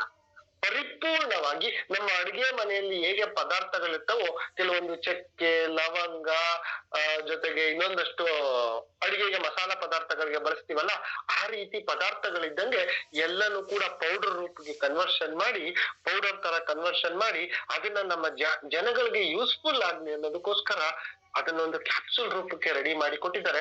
ಆ ಲಿವರ್ ನ ಬಳಸೋದ್ರಿಂದ ಏನಾಗುತ್ತೆ ಅಂತಂದ್ರೆ, ಆ ಮನುಷ್ಯನಿಗೆ, ಯಾವ ಮನುಷ್ಯ ಅದನ್ನ ಬಳಸ್ತಾನೋ ಅವನ ಲಿವರ್ ನ ಪರಿಪೂರ್ಣವಾಗಿ ಸ್ವಚ್ಛ ಮಾಡ್ತಾ ಮಾಡ್ತಾ ಮಾಡ್ತಾ ಆ ಲಿವರ್ಗೆ ಏನೆಲ್ಲಾ ಪೌಷ್ಟಿಕಾಂಶಗಳು ಬೇಕೋ, ಯಾವುದೇ ಡ್ಯಾಮೇಜ್ ಆಗದಿರೋ ರೀತಿ ಅದರಲ್ಲಿರೋ ಕೊಲೆಸ್ಟ್ರಾಲ್ ನೆಲ್ಲ ಫಿಲ್ಟರ್ ಮಾಡ್ತಾ ಅದ್ರೊಳಗಡೆ ಬರುವಂತ ಎಷ್ಟೋ ರಕ್ತಗಳಿಗೆ ಡೆಡ್ ಸೆಲ್ಸ್ ಗಳಿರೋದನ್ನೆಲ್ಲ ಫಿಲ್ಟ್ರೇಷನ್ ಮಾಡಿ ಪರ್ಫೆಕ್ಷನ್ ಮಾಡುವಂತ ಕೆಲಸನ ಲಿವರ್ ಕೊಡುತ್ತೆ. ಸರ್, ಇದರ ಏಜ್ ಲಿಮಿಟ್ ಅಂತ ಕೇಳ್ತಾರೆ ಎಷ್ಟೋ ಜನ. ಊಟ ಮಾಡ್ಲಿಕ್ಕೆ ವಯಸ್ಸಿನ ಆಧಾರ ಇದೆಯಾ? ಬಟ್ ಆದ್ರೂ ನಿಮ್ಗೋಸ್ಕರ ಹೇಳ್ತೀನಿ, ನಮಗ್ ಗೊತ್ತು ಯಾವಾಗ ಲಿವರ್ ಕೆಟ್ಟಿರುತ್ತೆ ಅಪ್ರಾಕ್ಸಿಮೇಟ್ ಒಂದು 10-15 ವರ್ಷ ವರ್ಗು ನಡೆಯುತ್ತೆ ಒಂದಷ್ಟು. ಯಾಕೆ ಅಷ್ಟ್ರಲ್ಲಿ ಅಷ್ಟು ಕೆಮಿಕಲ್ಗೆ ಅಡಿಕ್ಷನ್ ಆಗಿರೋದಿಲ್ಲ, ಕಮ್ಮಿ ಇರ್ತೀವಿ. ಅದಾದ್ಮೇಲಿಂದ ಕೆಮಿಕಲ್ ಅಡಿಕ್ಷನ್ ಜಾಸ್ತಿ ಇರುತ್ತೆ, ಬಳಸ್ಬೋದು ಸರ್, ಯಾವ್ದೇ ರೀತಿ ಸಮಸ್ಯೆ ಇಲ್ಲ. ಪ್ರತಿದಿನ 2 ಬಳಸೋದ್ರಿಂದ ತುಂಬಾ ಒಳ್ಳೇದು. ಇದನ್ನ ಊಟ ಆದ್ಮೇಲೂ ಬಳಸ್ಬೋದು, ಊಟಕ್ಕೆ ಮುಂಚೆ. ಸಿಕ್ಕಾಪಟ್ಟೆ ಹಾಳಾಗೋಗಿದೆ ದೇಹ, ಊಟಕ್ಕಿಂತ ಮುಂಚೆ ಬಳಸ್ಬೋದು. ಇಲ್ಲ ಸರ್, ಒಂದಷ್ಟು ಸಮಸ್ಯೆಗಳಿದೆ, ನನ್ನ ಆರೋಗ್ಯ ಮುಂದಕ್ಕೆ ಸಮಸ್ಯೆ ಬರಬಾರ್ದು ಅಂತ ಬಳಸ್ತೀನಿ ಅನ್ನೋರು ಊಟ ಆದ್ಮೇಲೆ ಬಳಸ್ಬೋದು, ನೋ ಇಶ್ಯೂಸ್. ಜೊತೆಗೆ 2ನೇ ವಿಚಾರಕ್ಕೆ, ಯಾಕೆ ಇದು ಹಾರ್ಟ್ ಅಟ್ಯಾಕ್ ಗೆ ನಿಮ್ಮ ಲಿವರ್ ಸಂಬಂಧಪಟ್ಟಿರುತ್ತೆ. 2ನೇ ವಿಚಾರ ಕೇಳಿದ್ರೆ ನ್ಯೂಟ್ರಿ ಹಾರ್ಟ್ ಅಂತ ಇದೆ. ಸರ್, ನ್ಯೂಟ್ರಿ ಹಾರ್ಟ್ ಅಂತ ಅಂದ್ರೆ ಏನು? ಇದು ಹಾರ್ಟ್ ಗೆ ಸಂಬಂಧಪಟ್ಟಿದ್ದ? ನಿಜ ಹೇಳ್ತೀನಿ, ಇದು ಹಾರ್ಟ್ ಗೆ ಸಂಬಂಧಪಟ್ಟಿದ್ದೆ, ಬಟ್ ಇದು ಹಾರ್ಟ್ ಗೆ ಕೆಲಸ ಮಾಡೋದಲ್ಲ. ಹಾರ್ಟ್ ಗೆ ಸಂಬಂಧಪಟ್ಟಿದ್ದೆ, ಬಟ್ ಇದು ಹಾರ್ಟ್ ಮೇಲೆ ಕೆಲಸ ಮಾಡೋದಿಲ್ಲ. ಮತ್ತೆ ಸರ್, ಹೆಂಗಿದು ನ್ಯೂಟ್ರಿ ಹಾರ್ಟ್ ಅಂತಂದ್ರೆ, ನ್ಯೂಟ್ರಿ ಹಾರ್ಟ್ ಏನ್ ಕೆಲಸ ಮಾಡುತ್ತೆ ಅಂತಂದ್ರೆ, ನಿಮ್ಮ ದೇಹದಲ್ಲಿರುವಂತ ರಕ್ತದ ಕಣದಲ್ಲೂ ಕೆಲಸ ಮಾಡುತ್ತೆ. ಕೆಂಪು ರಕ್ತ, ಬಿಳಿ ರಕ್ತ, ಎರಡೂ ರಕ್ತದ ಮೇಲೆ ಕೆಲಸ ಮಾಡುತ್ತೆ. ಇದರ ಮೂಲತಃ ಕೆಲಸ ಏನು ಅಂತಂದ್ರೆ, ನಿಮ್ಮ ರಕ್ತನ ತೆಳುವಾಗಿರ್ಸೋದು, ನಿಮ್ಮ ರಕ್ತ ಗಟ್ಟಿ ಆಗದೆ ಇರೋ ರೀತಿ ನೋಡ್ಕೊಂಡು, ಎಲ್ಲೂ ಎಪ್ಕಡ್ದೇ ಇರೋ ರೀತಿ ನೋಡ್ಕೊಂಡು ತೆಳುವಾಗಿರ್ಸೋದು. ಜೊತೆಗೆ ರಕ್ತದಲ್ಲಿ ಕೆಲವೊಂದಷ್ಟು ಪೌಷ್ಟಿಕಾಂಶಗಳು ಬೇಕು. ಅದೇನು ಅಂದ್ರೆ ಒಮೆಗಾ 3 ಬೇಕು, ಒಮೆಗಾ 6 ಬೇಕು, DHA ಬೇಕು, ವಿಟಮಿನ್ ಡಿ ಬೇಕು. ಈ ತರ ಕೆಲವೊಂದಷ್ಟು ಅಂಶಗಳು ಬೇಕಾಗಿದೆ. ಆ ಅಂಶಗಳನ್ನೆಲ್ಲ ನ್ಯಾಚುರಲ್ ಪ್ಲಾಂಟ್ ಬೇಸ್ಡ್ ಪದಾರ್ಥಗಳಿಂದ ರೆಡಿ ಮಾಡಿ ಕೊಟ್ಟಿರೋದ್ರಿಂದ ಇದೇನಾಗುತ್ತೆ, ನಿಮ್ಮ ಇಡೀ ಅಂಗಾಂಗಗಳಿಗೆ ಏನ್ ಬ್ಲಡ್ ಸಪ್ಲೈ ಆಗ್ತಿದ್ಯೋ ಅದನ್ನ ಪರಿಪೂರ್ಣವಾಗಿ ರೆಡಿ ಮಾಡ್ತಾ ಹೋಗುತ್ತೆ. ಅದು ಸ್ಟೆಪ್ ಬೈ ಸ್ಟೆಪ್, ಒಂದೇ ಸಲ ರೆಡಿ ಮಾಡೋಕ್ಕಾಗಲ್ಲ. ಒಂದೊಂದೇ ಸ್ಟೆಪ್ ಅಲ್ಲಿ ರೆಡಿ ಮಾಡ್ತಾ ಹೋಗುತ್ತೆ. ಇದನ್ನ ಯಾವ ಏಜ್ ನವ್ರು ತಗೊಬಹುದು ಸರ್? 100% ಇದನ್ನು ಕೂಡ ಅಷ್ಟೇನೆ. ನಮ್ಮ ಮ್ಯಾಕ್ಸಿಮಮ್ ಬ್ಲಡ್ ಸಿಸ್ಟಮ್ ನಿಮ್ಗೆ ಗೊತ್ತು, 10 ವರ್ಷದ ಮೇಲ್ಪಟ್ಟವ್ರು ಆರಾಮಾಗಿ ತಗೋಬಹುದು. ಇದು ಕೂಡ ಏಜ್ ಲಿಮಿಟ್ ಇಲ್ಲ. ಯಾಕೆ? ಇದು ಆಹಾರ, ಇದು ಮೆಡಿಕೇಶನ್ಸ್ ಅಲ್ಲ, ಆಹಾರ. ಅದರಿಂದ ಯಾವಾಗ ಬೇಕಾದ್ರೂ ತಗೋ. ಈ ನಿಮ್ಗೂ ಗೊತ್ತು, ಎಳೆ ಮಗುಗೆ ಕೆಲವೊಂದಷ್ಟು ಪದಾರ್ಥಗಳನ್ನ ತಿನ್ಸಲ್ಲ. ಯಾಕೆ? ಜೀರ್ಣ ಮಾಡ್ಕೊಳಕ್ ಆಗೋದಿಲ್ಲ ಅಂತ ಅಂದ್ಬಿಟ್ಟು. ಅಂತ ತಿನ್ಬಾರ್ದು ಅಂತ ಅಲ್ಲ, ತಾಯಿ ತಿನ್ಬೇಕಾದ್ರೆ ಪಾಪು ಹೊಟ್ಟೆ ಒಳಗಿರ್ಬೇಕಾದ್ರೆ ತಿಂದಿದ್ದೆಲ್ಲ ಮಗುಗ್ ಸೇರ್ತಿದ್ಯೋ ಇಲ್ವೋ? 100% ಹೇಗೆ ಸೇರಿರುತ್ತೆ? ತಾಯಿ ಅದನ್ನೆಲ್ಲ ಕ್ಲೀನ್ ಆಗಿ ಡೈಜೆಷನ್ ಮಾಡಿ ಎಲ್ಲ ಆಗಿ ರಕ್ತದ ಮುಖಾಂತರ ಮಗುಗೆ ಆ ಪೌಷ್ಟಿಕಾಂಶ ಸೇರ್ತಿತ್ತು. ಇವತ್ತೇನಾಗುತ್ತೆ, ಹೊರಗಡೆ ಬಂದಾಗ ತಿನ್ನೋಕ್ಕಾಗದ. 10 ವರ್ಷ ಆದ್ಮೇಲೆ ಏನು, ಕೆಲವೊಂದಷ್ಟು ಜೀರ್ಣಕ್ರಿಯೆ ಈಸಿಯಾಗಿ ಮಾಡ್ಕೋಬಹುದು. ಎಷ್ಟೇ ಹೋದ್ರು ಜೀರ್ಣಕ್ರಿಯೆ ಈಸಿಯಾಗಿ ಮಾಡ್ಕೊಳುತ್ತೆ, ಆಹಾರ ಜಾಸ್ತಿ ಆಗ್ಬೋದು ಅನ್ನೋ ಕಾರಣಕ್ಕೋಸ್ಕರ ಇದು ಎಲ್ರೂ ಕೂಡ ಬಳಸ್ಬೋದು. ಇದೇನ್ ಮಾಡುತ್ತೆ, ನಮ್ಮ ಹಾರ್ಟ್. ಯಾಕೆ ಸರ್ ಮತ್ತೆ ಹಾರ್ಟ್ ಅಂತ ಹೆಸರಿಟ್ಟಿದ್ದಾರೆ? ಬ್ಲಡ್ ಮೇಲೆ ಕೆಲಸ ಮಾಡುತ್ತೆ ಅಂತಂದ್ರೆ ಅಂತ ಕೇಳ್ಬೋದು ನೀವು. ಸರ್, ಯಾಕೆ ಹಾರ್ಟ್ ಅಂತ ಹೆಸರು ಕೊಟ್ಟಿದ್ದಾರೆ ಅದ್ರ ಮೇಲೆ ಅಂತಂದ್ರೆ, ನಮ್ಮ ಬ್ಲಡ್ ಸರ್ಕ್ಯುಲೇಷನ್ ಕರೆಕ್ಟ್ ಆಗದೆ, ಬ್ಲಡ್ ಪಂಪ್ ಆದಾಗ ಹಾರ್ಟ್ ಇಂದ ಬ್ಲಡ್ ಯಾವಾಗ ಕರೆಕ್ಟ್ ಆಗಿ ನರ್ವ್ ಸಿಸ್ಟಮ್ ಅಲ್ಲಿ ಪಾಸ್ ಆಗೋದಿಲ್ವೋ ಅವಾಗ ಆಟೋಮೆಟಿಕ್ ಆಗಿ ಹಾರ್ಟ್ ಪಂಪಿಂಗ್ ನ ನಿಲ್ಸ್ಬಿಡುತ್ತೆ. ಹಾರ್ಟ್ ಪಂಪಿಂಗ್ ನ ನಿಲ್ಸ್ತು ಅಂದ್ರೆ ಏನಾಗುತ್ತೆ, ಹಾರ್ಟ್ ಅಟ್ಯಾಕ್ ಆಗಿ ಒಬ್ಬ ವ್ಯಕ್ತಿಯ ಜೀವನ ನಾಶ ಆಗ್ಬಿಡುತ್ತೆ. ಅರ್ಥ ಆಗ್ತಿದ್ಯಾ? ಇದಕ್ಕೋಸ್ಕರ ಅದನ್ನ ನ್ಯೂಟ್ರಿ ಹಾರ್ಟ್ ಅಂತ ಕರೀತಾರೆ. ಆ ಬ್ಲಡ್ಡಿನ ಮುಖಾಂತರ ಇಡೀ ದೇಹಕ್ಕೆ ಬೇಕಾಗಿರೋ ಎಲ್ಲಾ ಪೌಷ್ಟಿಕಾಂಶಗಳನ್ನ ಕರೆಕ್ಟ್ ಆಗಿ ಅದು ಹೆಂಗ್ ಬೇಕೋ ಅದನ್ನ ರೆಡಿ ಮಾಡಿ ಕೊಡೋದನ್ನ ನ್ಯೂಟ್ರಿ ಹಾರ್ಟ್ ಅಂತ ಕರೀತಾರೆ. ಹಾರ್ಟ್ ನ ಮುಖಾಂತರ ಕ್ಲೀನ್ ಆಗಿ ಪಂಪಿಂಗ್ ಸಿಸ್ಟಮ್ ನ ಯಾವುದೇ ವ್ಯತ್ಯಾಸಗಳಿಲ್ಲದಂತೆ ಹಾರ್ಟ್ ನ ವರ್ಕ್ ಮಾಡೋದಕ್ಕೆ ಸಪೋರ್ಟ್ ಮಾಡೋದ್ರಿಂದ ಅದನ್ನ ನ್ಯೂಟ್ರಿ ಹಾರ್ಟ್ ಅಂತ ಕರೀತಾರೆ. ಇದನ್ನ ಆರಾಮಾಗಿ ಬಳಸ್ಬೋದು. ತುಂಬಾ ದಪ್ಪ ಇರೋರು ಸರ್, ಕರಗಿಸೋದು ಅಂತಂದ್ರೆ ಯಾವಾಗ್ಲೂ ಖಾಲಿ ಹೊಟ್ಟೆನ ತಗೊಂಡ್ರೆ ತುಂಬಾ ಚಂದ ಸರ್. ಬೆಳಿಗ್ಗೆ ರಾತ್ರಿ 2 ಟೈಮ್ ಖಾಲಿ ಹೊಟ್ಟೆನ ತಗೊಂಡ್ರೆ ತುಂಬಾ ಚಂದ. ಯಾಕೆಂತಂದ್ರೆ ಇದು ತೆಗಿತಾ ಇರೋದೇನು, ನಿಮ್ಮಲ್ಲಿರುವಂತ ಟೋಟಲ್ ರಕ್ತದಲ್ಲಿರುವಂತ ವೇಸ್ಟ್ ನ ತೆಗಿತಾ ಇದೆ. ಅದರಿಂದ ಬೆಸ್ಟ್ ನಿಮ್ಮ ದೇಹದಲ್ಲಿರುವಂತ ರಕ್ತದಲ್ಲಿರುವಂತ ಪರಿಪೂರ್ಣ ಕೊಬ್ಬಿನ ಅಂಶನ ಕಿತ್ತಾಕುತ್ತೆ. ಏನೆಲ್ಲ ಕೊಬ್ಬಿನಾಂಶಗಳು ಹೋಗಿ ಸೇರಿತ್ತಲ್ಲ ಇದುವರೆಗೂ ನಮ್ಮ ಬ್ಲಡ್ ಅಲ್ಲಿ, ಬ್ಲಡ್ ಸೆಲ್ಸ್ಗಳು. ಇವತ್ತೇನ್ ಕ್ಯಾನ್ಸರ್ಸ್ ಬರ್ತಿದೆ ಅಂತ ಹೇಳ್ತಿದಾರಲ್ಲ, ಎಷ್ಟೋ ಜನ ಕ್ಯಾನ್ಸರ್ ಬರ್ತಿದೆ ಸರ್, ಅಲ್ಲಿ ಉಂಡಾಗಿದೆ ಇಲ್ಲಿ ಉಂಡಾಗಿದೆ ಅಂತೆ, ಅಲ್ಲದೇನೋ ಆಗಿದೆ ಅಂತೆ, ಇಲ್ಲಿ ಯಾರಿಗೋ ಅರಿಣಿ ಆಯ್ತಂತೆ, ಇಲ್ಲಿ ಯಾರಿಗೋ ಇನ್ನೊಂದಿಗೆ ಅಲ್ಸರ್ ಆಯ್ತಂತೆ. ಕಾರಣ ಏನು? ಬೇಡದೇ ಇರೋ ಬ್ಲಡ್ ಸೆಲ್ಸ್, ಬೇಡದೇ ಇರೋಂತ ಡೆಡ್ ಸೆಲ್ಸ್ ಗಳು ಹೋಗಿ ಒಂದಷ್ಟು ಕಡೆ ಸ್ಟಕ್ ಆದಾಗ, ಅಲ್ಲಿ ಎಪ್ಪು ಕಟ್ಟಿ ಅದೇ ಸುತ್ತ ಮಾಂಸ ಖಂಡವಾಗಿ ಬೆಳೆದಾಗ ಅದು ಬೇರೆ ಬೇರೆ ರೋಗಗಳ ಕನ್ವರ್ಷನ್ ಆಗುತ್ತೆ. ಅದೆಲ್ಲವನ್ನು ಪರಿಪೂರ್ಣವಾಗಿ ಕ್ಲಿಯರ್ ಮಾಡುವಂತ ತಾಕತ್ತು ಈ ನ್ಯೂಟ್ರಿಆರ್ಟ್ ಗೆ, ಅದನ್ನು ಕೂಡ ಇದನ್ನ ಬಳಸಬಹುದು. ಜೊತೆಗೆ ಮೂರನೇದು ಹೇಳೋದಾದ್ರೆ ನಮ್ಮ ಮೆನ್ ವೆಲ್ನೆಸ್. ಸರ್ ಇದನ್ನ ನೋಡಿದಾಗ ಎಷ್ಟೋ ಜನ ಏನು ಅನ್ಕೊಂಡವ್ರೆ, ಮೆನ್ ವೆಲ್ನೆಸ್ ಅಂತಂದ್ರೆ ಗಂಡು ಮಕ್ಕಳಿಗೋಸ್ಕರ ಅಂತ. ನಾನು ಅದಕ್ಕೆ ಶುರು ಮಾಡಿದಾಗ್ಲೇ ಯಾವಾಗ್ಲೂ ಒಂದ್ ವಿಚಾರ ಹೇಳಿದೆ, ಗಂಡು ಮಕ್ಕಳು ಅಂತ ಅಂದ್ರೇನು, ಮೊದಲನೇದವರ ದೇಹದಲ್ಲಿ ಮುಖ್ಯವಾಗಿ ಬರೋದು ನರ್ವಸ್ ಸಿಸ್ಟಮ್. ಹೆಣ್ಣು ಮಕ್ಕಳು ಅಂತ ಅಂದ್ರೇನು, ಹಾರ್ಮೋನಲ್ಸ್ ಫಸ್ಟ್ ಬರುತ್ತೆ, ಎರಡನೇದು ನರ್ವ್ ಸಿಸ್ಟಮ್ ಬರುತ್ತೆ.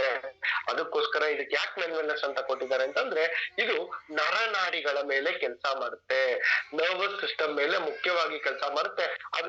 ಅದ್ ಬಿಟ್ರೆ ನಿಮ್ಮ ವೈಟಲಿಟಿ ಅಂತ ಅಂದ್ರೆ ಏನು ಸರ್?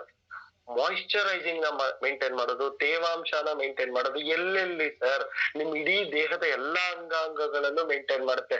ನಿಮ್ಮ ಚರ್ಮದೊಳಗಡೆ ಮಾಯಿಶ್ಚರೈಸಿಂಗ್ ನ ಮೇಂಟೈನ್ ಮಾಡುತ್ತೆ, ತೇವಾಂಶನ ಮೇಂಟೈನ್ ಮಾಡುತ್ತೆ. ಜೊತೆಗೆ ನಿಮ್ಮ ನರ್ವ್ ಸಿಸ್ಟಮ್ ಅಲ್ಲಿ, ನಿಮ್ಮ ನರಗಳಲ್ಲಿ ಮೇಂಟೈನ್ ಮಾಡುತ್ತೆ, ನಿಮ್ಮ ದಪ್ಪ ಕರಳಿನಲ್ಲಿ ಮೇಂಟೈನ್ ಮಾಡುತ್ತೆ, ನಿಮ್ಮ ಸಣ್ಣ ಕರಳಿನಲ್ಲಿ ಮೇಂಟೈನ್ ಮಾಡುತ್ತೆ, ನಿಮ್ಮ ಕಿಡ್ನಿನಲ್ಲಿ ಮೇಂಟೈನ್ ಮಾಡುತ್ತೆ, ನಿಮ್ಮ ಲಿವರ್ ನಲ್ಲಿ ಮೇಂಟೈನ್ ಮಾಡುತ್ತೆ, ನಿಮ್ಮ ಹಾರ್ಟ್ ನಲ್ಲಿ, ನಿಮ್ಮ ಲಂಗ್ಸ್ ನಲ್ಲಿ, ನಿಮ್ಮ ಬ್ರೈನ್ ನಲ್ಲೂ ಕೂಡ ಮೇಂಟೈನ್ ಮಾಡುತ್ತೆ. ಆ ಕೆಪಾಸಿಟಿ ಇರುವಂತದ್ದನ್ನೇ ಮೆನ್ ವೆಲ್ನೆಸ್ ಅಂತ ಕರೀತಾರೆ. ಇದನ್ನ ಯೋಚನೆ ಮಾಡಿ, ಈ ಅಂಗಾಂಗಗಳು ಯಾರಿಗೆಲ್ಲ ಇಲ್ವೋ ಅವರು ಈ ಮೆನ್ ವೆಲ್ನೆಸ್ ನ ಬಳಸೋ ಅವಶ್ಯಕತೆ ಇಲ್ಲ. ನಾನು ಹೇಳಿದ್ದಂತ ಇಷ್ಟ ಅಂಗಾಂಗಗಳು ಯಾರು ಇಲ್ವೋ ಅವ್ರು ಯಾರು ಮೆನ್ ವೆಲ್ನೆಸ್ ನ ಬಳಸೋ ಅವಶ್ಯಕತೆ ಇಲ್ಲ. ಯಾರಿಗೆಲ್ಲ ಈ ಅಂಗಾಂಗಗಳಿದೆಯೋ ಅವರೆಲ್ಲರೂ ಕೂಡ ಮೆನ್ ವೆಲ್ನೆಸ್ ನ ಬಳಸ್ಬೋದು ಪರಿಪೂರ್ಣವಾಗಿ. ಇದನ್ನ ಎರಡು ರೂಪದಲ್ಲಿ ಬಳಸ್ಬೋದು. ಒಂದು ಊಟಕ್ಕೆ ಮುಂಚೆನೂ ಬಳಸ್ಬೋದು, ಊಟ ಆದ್ಮೇಲೂ ಬಳಸ್ಬೋದು. ಊಟ ಆದ್ಮೇಲೆ ಬಳಸಿದ್ರೆ ಆಹಾರ ಜೊತೆಗೆ ಇದು ಸೇರಿ ಎಕ್ಸ್ಟ್ರಾ ಪೌಷ್ಟಿಕಾಂಶಗಳಾಗುತ್ತೆ.